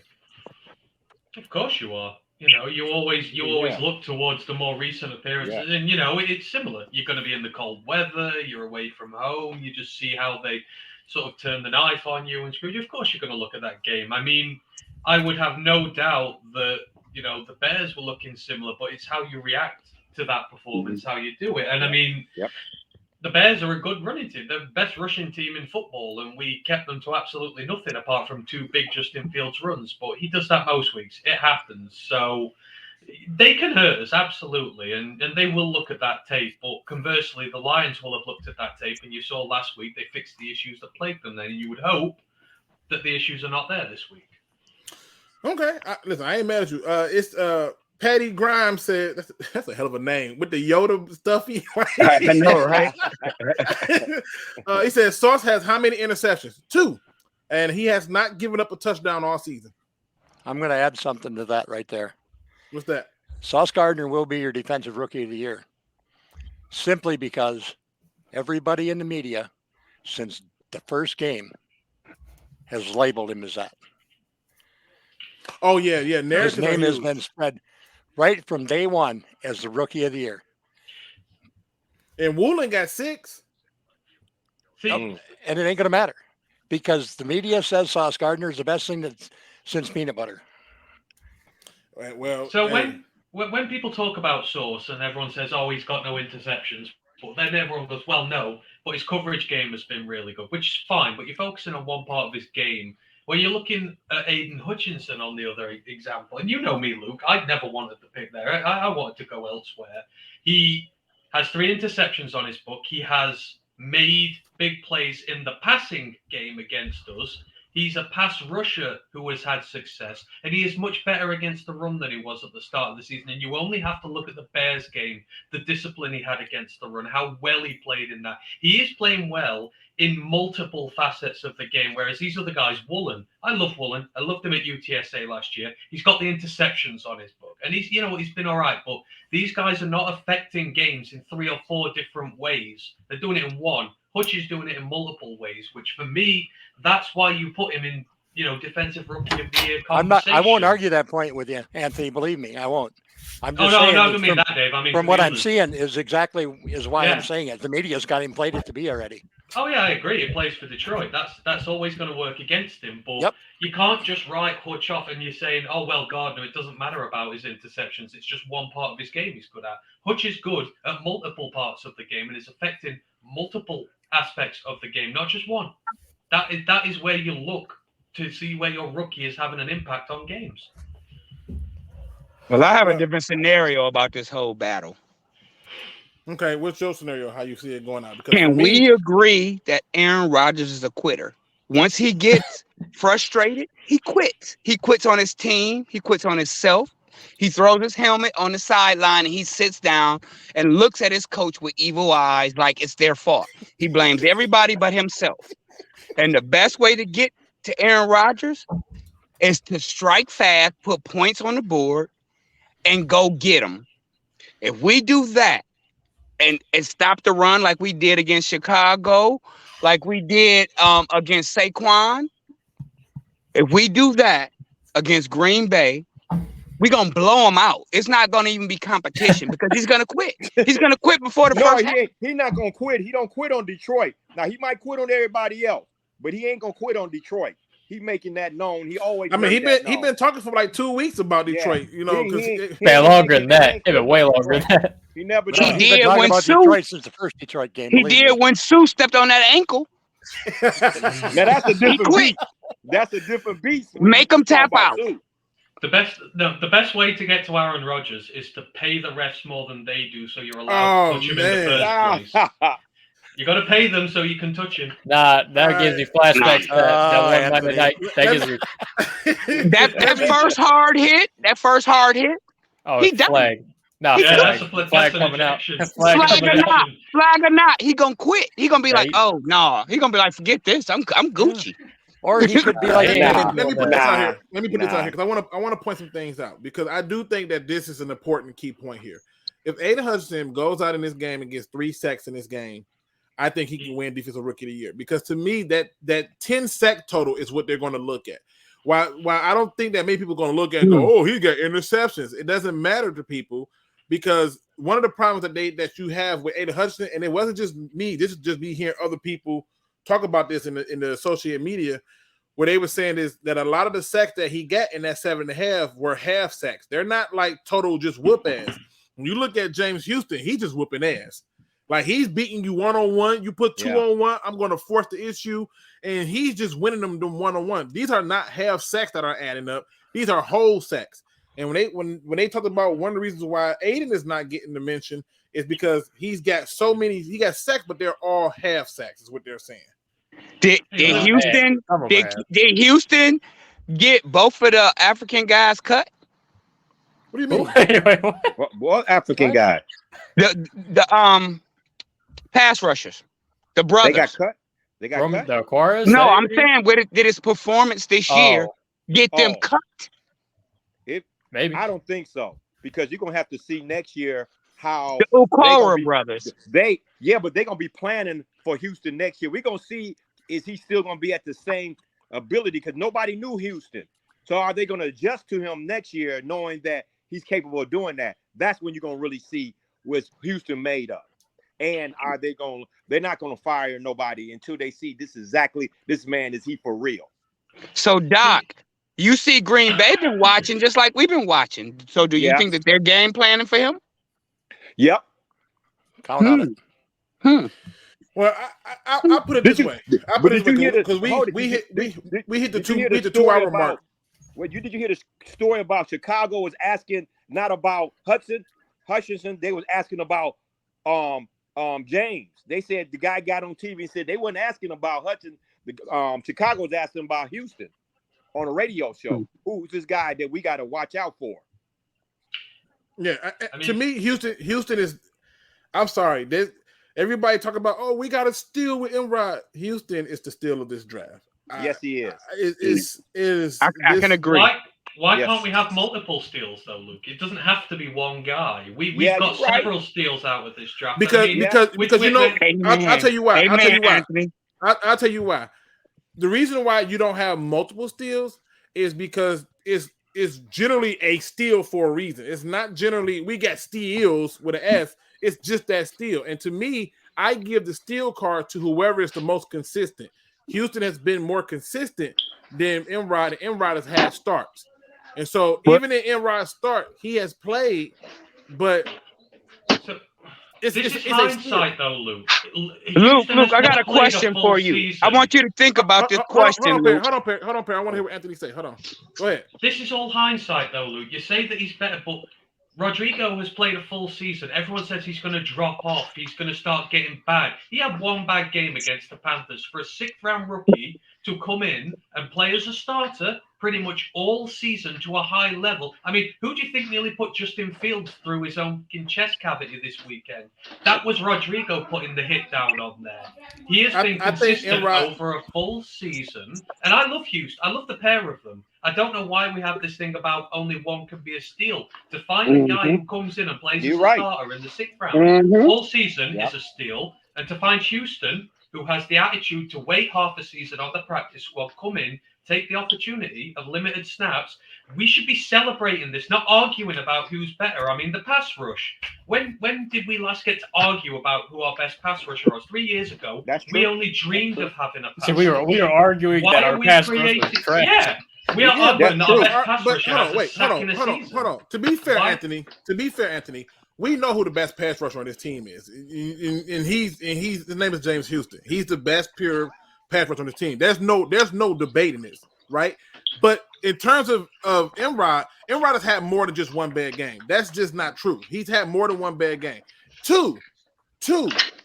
My only thing is this: when you talk about somebody getting the steal of the draft or whatever like that, you're trying to pinpoint who is the one guy that jumped out that you're like, I didn't see that coming. Everybody jumped on the Enrod train, and I'm sitting there going, "Oh, okay, cool." I still was never impressed with Enrod because I felt that Enrod was very upgradable. If you lost Enrod, you didn't lose anything. It wasn't like you found some kind of perennial stud there. You found a contributor. That's great. I'm not mad at that. I think that's awesome that you got a contributor. But what James Houston is doing, That right there, right checks. What he's doing, right checks. What he's doing has more impact than what Imrod is doing. And so at that point, I give the steal to him. I don't see two steals. I see a contributor and a real steal. That's what I see. So do y'all think that with this draft, with Brad, trusting Brad Holmes building through the trenches, we got a lot of draft capital this year. Do y'all think if we draft like linebacker that's going to upgrade over Rodrigo, you think Rodrigo going to go to special teams? I'm just saying, I think they'll find a spot for him. Yep, I think so. I think they'll find a spot for him. But let's say if they mess around and let's say they get Roquan Smith, just hypothetically, right? There's no real thing in this, but let's say they get Roquan Smith. Right? I would love that. And they get Roquan Smith, then they come back and they draft Sewell's little brother, right? Because they love family affairs. Right? Like, I'm not like they do. They like family affairs, but I'm not saying Anthony. I'm not saying they're going to do it. I'm just saying that they did. If they did those two picks, I think they will put him right to the bench. I just think he's an upgradable player. Yeah, he is. He is. Everyone's upgradable though, Luke. Technically, no, everyone is not. No, yes, everyone is not.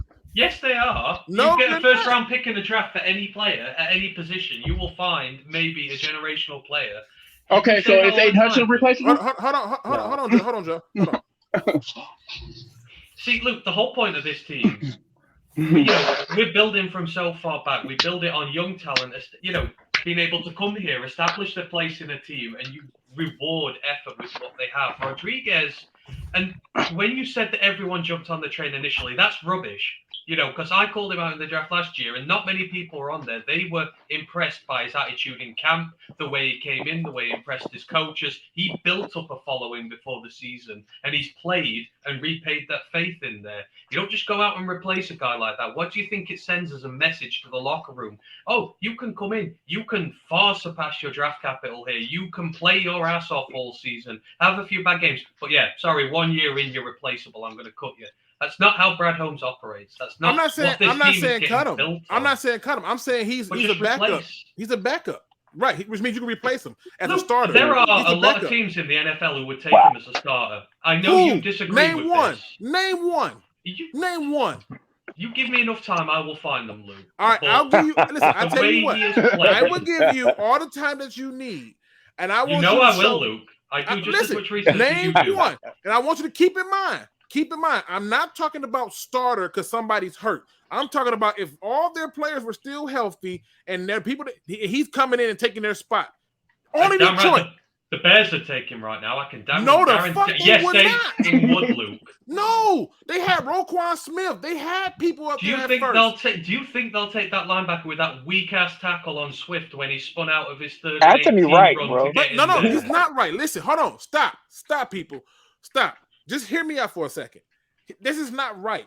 We're talking about a guy who came in from day one and started. So if you're talking about a guy who comes in from day one and start, don't come telling me about what the roster is now, which is why I said put all the people back as a healthy scratch and then tell me that he's taking their spot. If you look at the Bears linebacking core when the season starts, Imrod ain't taking nobody's spot.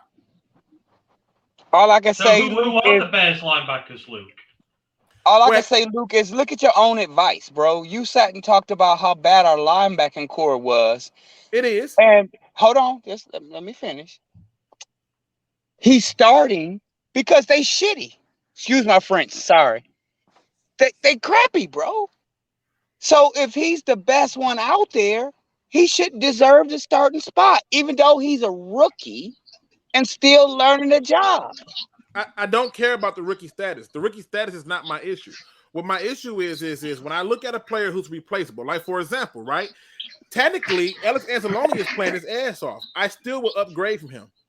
Yes, amen to that. So at the end of the day, yeah, he's playing his ass off, right? Because he ain't got no choice. But his standard of playing his ass off is not the same. And when I look at what he's done, you're not going to tell me that you don't want to upgrade from Alex Anzalone. And when I look at that, I say the same thing when I look at Elrod. He's not somebody that you just look at and you go, this right here is going to change. No, it's not what he is. But did you know who the starting linebacker is after Roquan Smith for the Bears this season, Luke? It's a guy named Jack Sanborn. Do you want to know where he came from? undrafted free agency this season I in know. the draft. I know. And He was you were telling me Rodriguez is not going to start over him. No, he there. wouldn't have. No. Yes.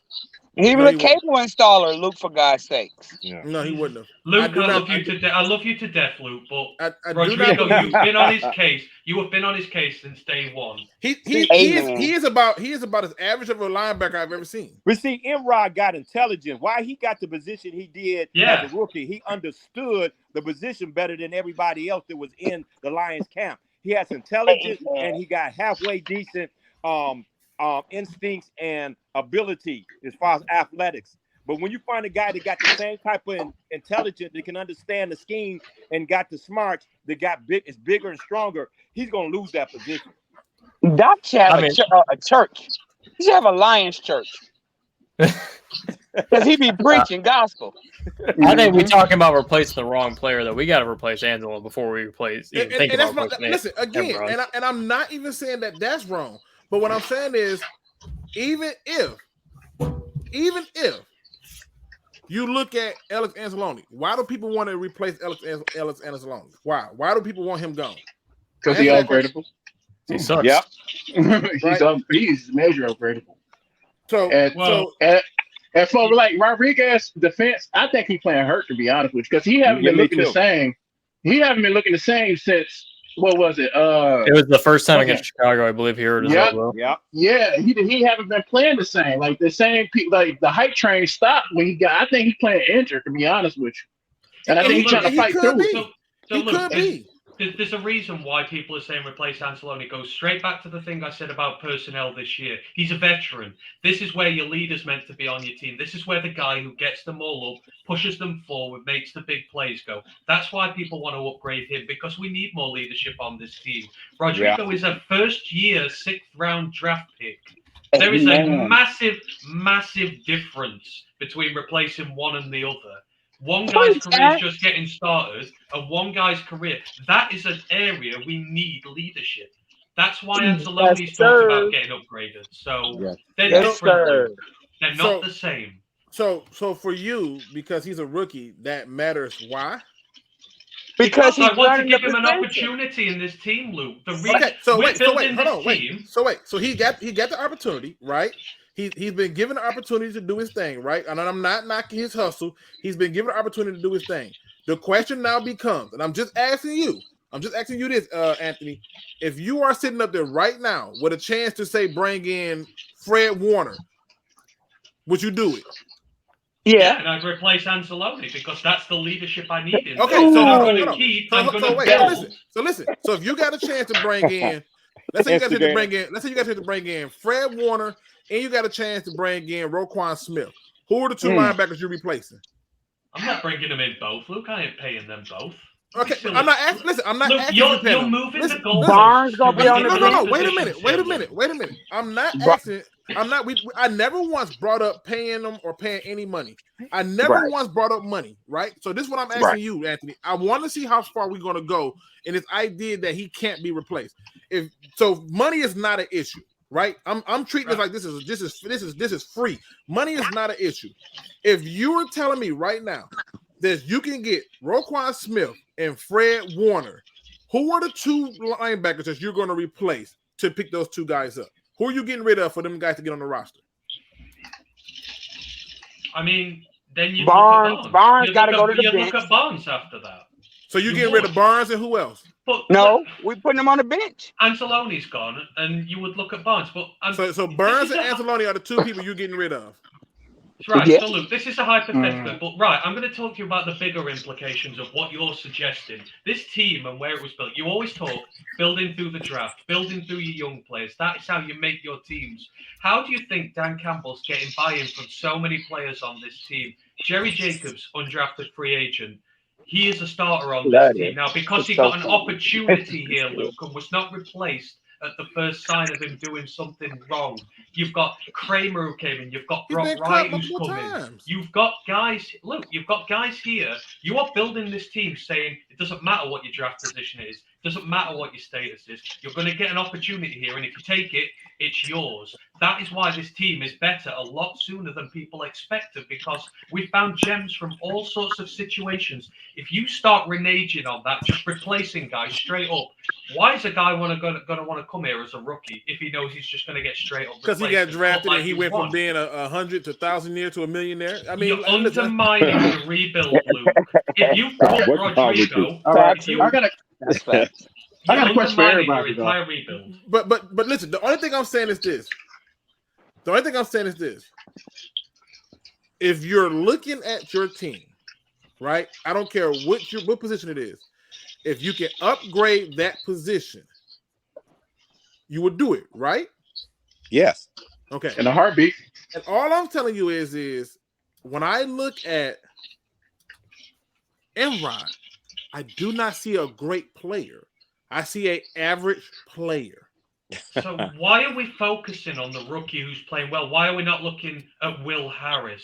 Why are we not looking Will Harris? You know why? Because Will Harris. You know why? Because Will Harris is an easy target. Anybody named Mama know Will Harris' ass shouldn't be here, and we know that.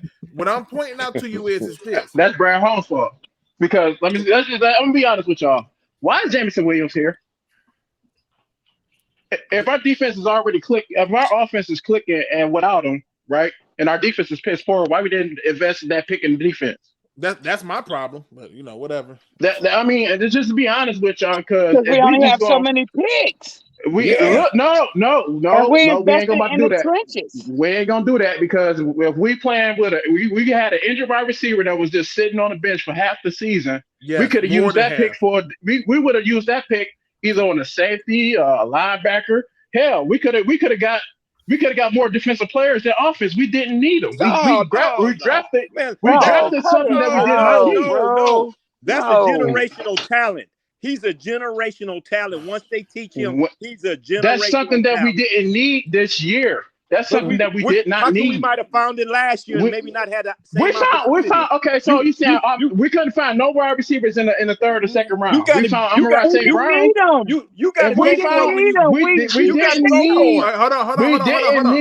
Jameson Williams. We did not need him this year.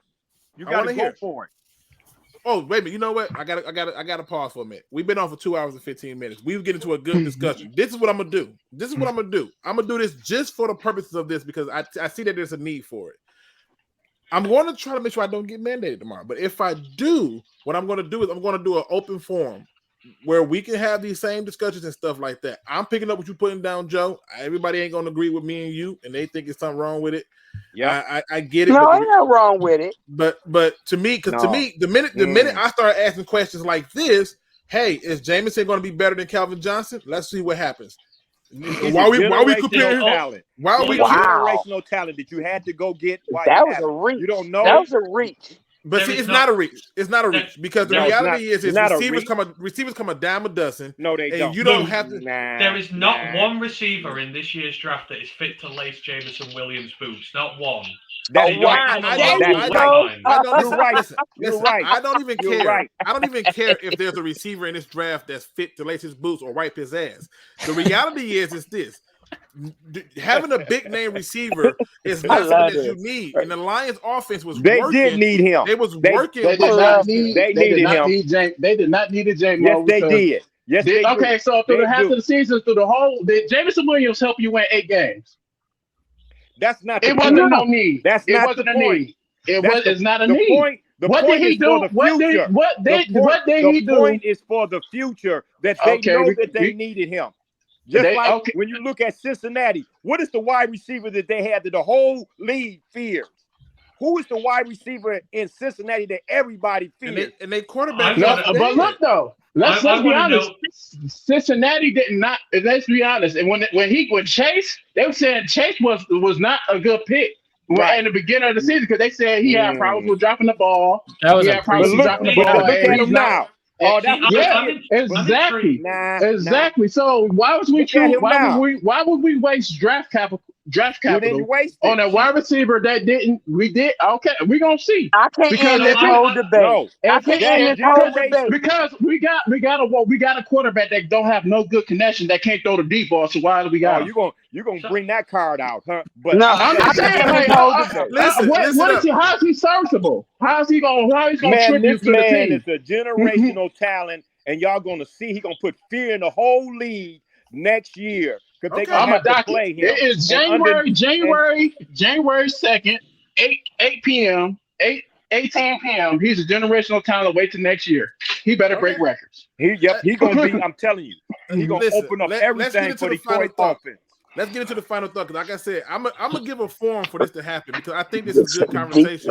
And again, I'm not the same way that everybody wants Alex Anzalone gone and stuff. I'm not even saying get rid of the guy. I'm saying he should not be a starter on this team. Like, to me, he should not be. Anzalone should not be a starter on this team. Enrod should not be a starter on this team. It's just they should not. They looking shouldn't. for. The man said they needed leadership. They didn't have leadership in that position, so who else was they gonna pick?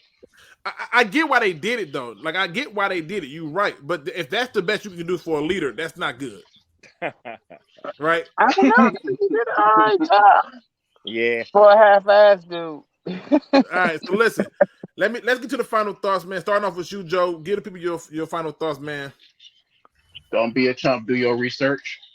Hey, preach the truth. Preach the truth, man. My man Perry, give the people your final thoughts. My thing is simply this. I've had the greatest time just talking Lions football with you fellas. Much respect to all of you. It has been a joy and a pleasure. And it was my pleasure handing you your ass. You know we had to slip one in there. I'm cool. Listen to the people who new to the show. I am cool with that. Feel free to come in here and talk your talk. I ain't gonna cut you off. You fellas hit me up in the chat. I posted my contact information. Luke, I didn't see anything, bro. It's in the private. not in the chat on YouTube. Got on it. Got it. I see it. All right. See it. Love you guys. I'm about to cut out. You ain't got Instagram, or you ain't got I got Instagram. You hit me on Instagram regularly. We talk regularly, bro. You just don't know it. Which one is you? Did you change the name on there or something? I'm Papa Daddy 65. Shut the front door. Oh, okay. Now it makes sense. Okay. All right, bro. I got you. And I'm Steve Perry on some of them. So hit me up, and that's what it is. All right. Hey, I love you guys, man. Have a good evening, you fellas. All right, Be safe, brother. Gunner, bring it up, man. What do you got for the final thought, sir? Man, let me tell you what, us talking about who is a better pass rusher, Hutch or James Houston, talking about, man, oh no, we going to lose AG or Ben Johnson. That is such a great problem to have, and talking about how trash our team was under the previous regime that I will not name. It is 10 times more fun to talk about. So I'm just glad this is where our team is at now versus where it was a couple years ago. Just a quick side note, Gunner. Remember when I said we should have fired a certain head coach after the first year, and I was told I was crazy because you shouldn't fire a head coach after the first year. Meanwhile, everybody firing their coach after the first year. I'll be quiet. Well, who knows? We may not have ended up with Dan Campbell if we did said things. It could have been a blessing in disguise. Who knows? Could have been. All right, let's go down to you next, Doc. Doc is in the building. My name is Dr. Christopher Ben Johnson III. Yes, Get the people your final thoughts, sir. My final thoughts is when you see a generational talent, you go after it. You go after that talent and for the future. So whoever's thinking is in a post, don't be a scary cat. Don't be a sissy or be a clown, and don't go after what you see a generational talent. That's all I gotta say. All right, 100%. Then we got my man, the residential Packer fan, who predicted the Lions would win the first game and is now predicting that they will lose the second. My man, Old Timer Dave, who has patiently waited here and enjoyed the conversation and gave us an input about it. Give the people your final thoughts. I've been sitting back here rolling. As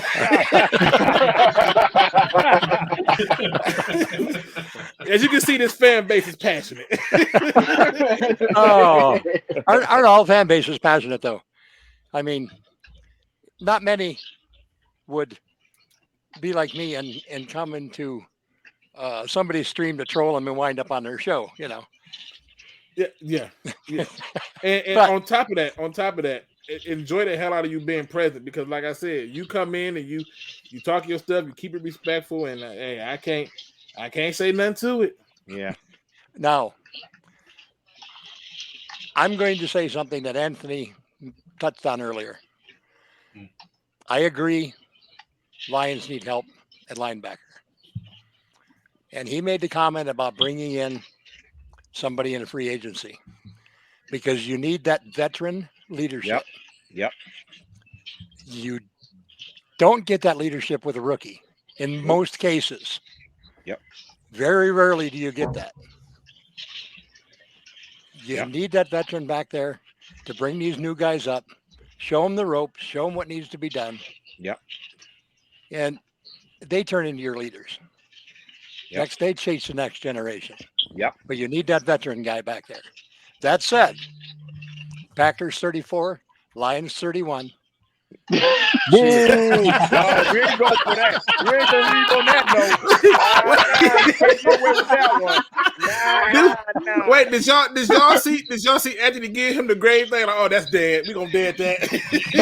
Oh, he slipped that one in there, didn't he? Yeah, man. I ain't mad at. Well, they and were last- asking. Somebody in here was asking for picks, so I just Hey. gave him one. And last, and certainly not least, from Roar the Lions UK, my brother from another mother, way across this world, my man Anthony. Give the people your final thoughts and let them know where they can find you if they don't know. Hey, Luke. You know I live for these streams. I absolutely love coming on here. But all I want to say today, we are the Detroit Lions. We are 2 years removed from a regime that nearly destroyed us. This entire franchise. Remember where we were at then. 2 years later, we have a general manager who can draft talent. We have a coach who inspires his players and makes them better. We have a coaching staff who is performing extraordinary work in such a short amount of time with all these guys. We've gone from 1-6 to 8-8. We are in January. We are playing meaningful games of football. We have a shot at the playoffs. We're about to go to Green Bay, to Lambeau Field, and kick the Packers' ass and end Aaron Rodgers' That's career. right. Whoop that ass. Remember Right. where Whoop that you were ass. at. Put these differences aside. Who's better of Hutch and who cares? We've got them both. These are our players. These are the guys who are going to be the foundation of our team going forward to ensure we kick ass on a more regular basis. Enjoy it. Enjoy the hell out of it and put your differences aside. That is all I would say.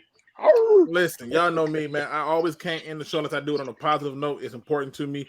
Again, everybody in the panel, once the show ends, you do not have to leave out. You can actually stay in here still talk in the background without having to leave out. So if you leave out, you leave out. If you jump back in, you jump back in. It's been fun. Like I said, I know that I upset some people today. I know that I made some people happy today, and it's cool. In 2023, I'm too goddamn happy and blessed to let anything frustrate me. So have at it. Let the criticism be. But I don't end no show unless I do it on a positive note. And so today's positive quote comes from the internet. I'm not sure who wrote this, but I thought it was a good quote. Life starts when you know how to be coachable. That's some deep stuff right there. Life starts when you know how to be coachable. See, I think that we find ourselves in a position where we think we've arrived, we've made it, and we don't need any further help. But I find it funny that even the best of the best, like Michael Jordan, went out and got him a coach, and Kobe Bryant went out and got him a coach, and people like Patrick Mahomes and Peyton Manning and Tom Brady went out and got them a coach. LeBron James went out and got him a coach. You see, they wasn't looking for a person to teach them how to reshoot the ball or how to throw it. They were looking for somebody to challenge them to be better than what they were.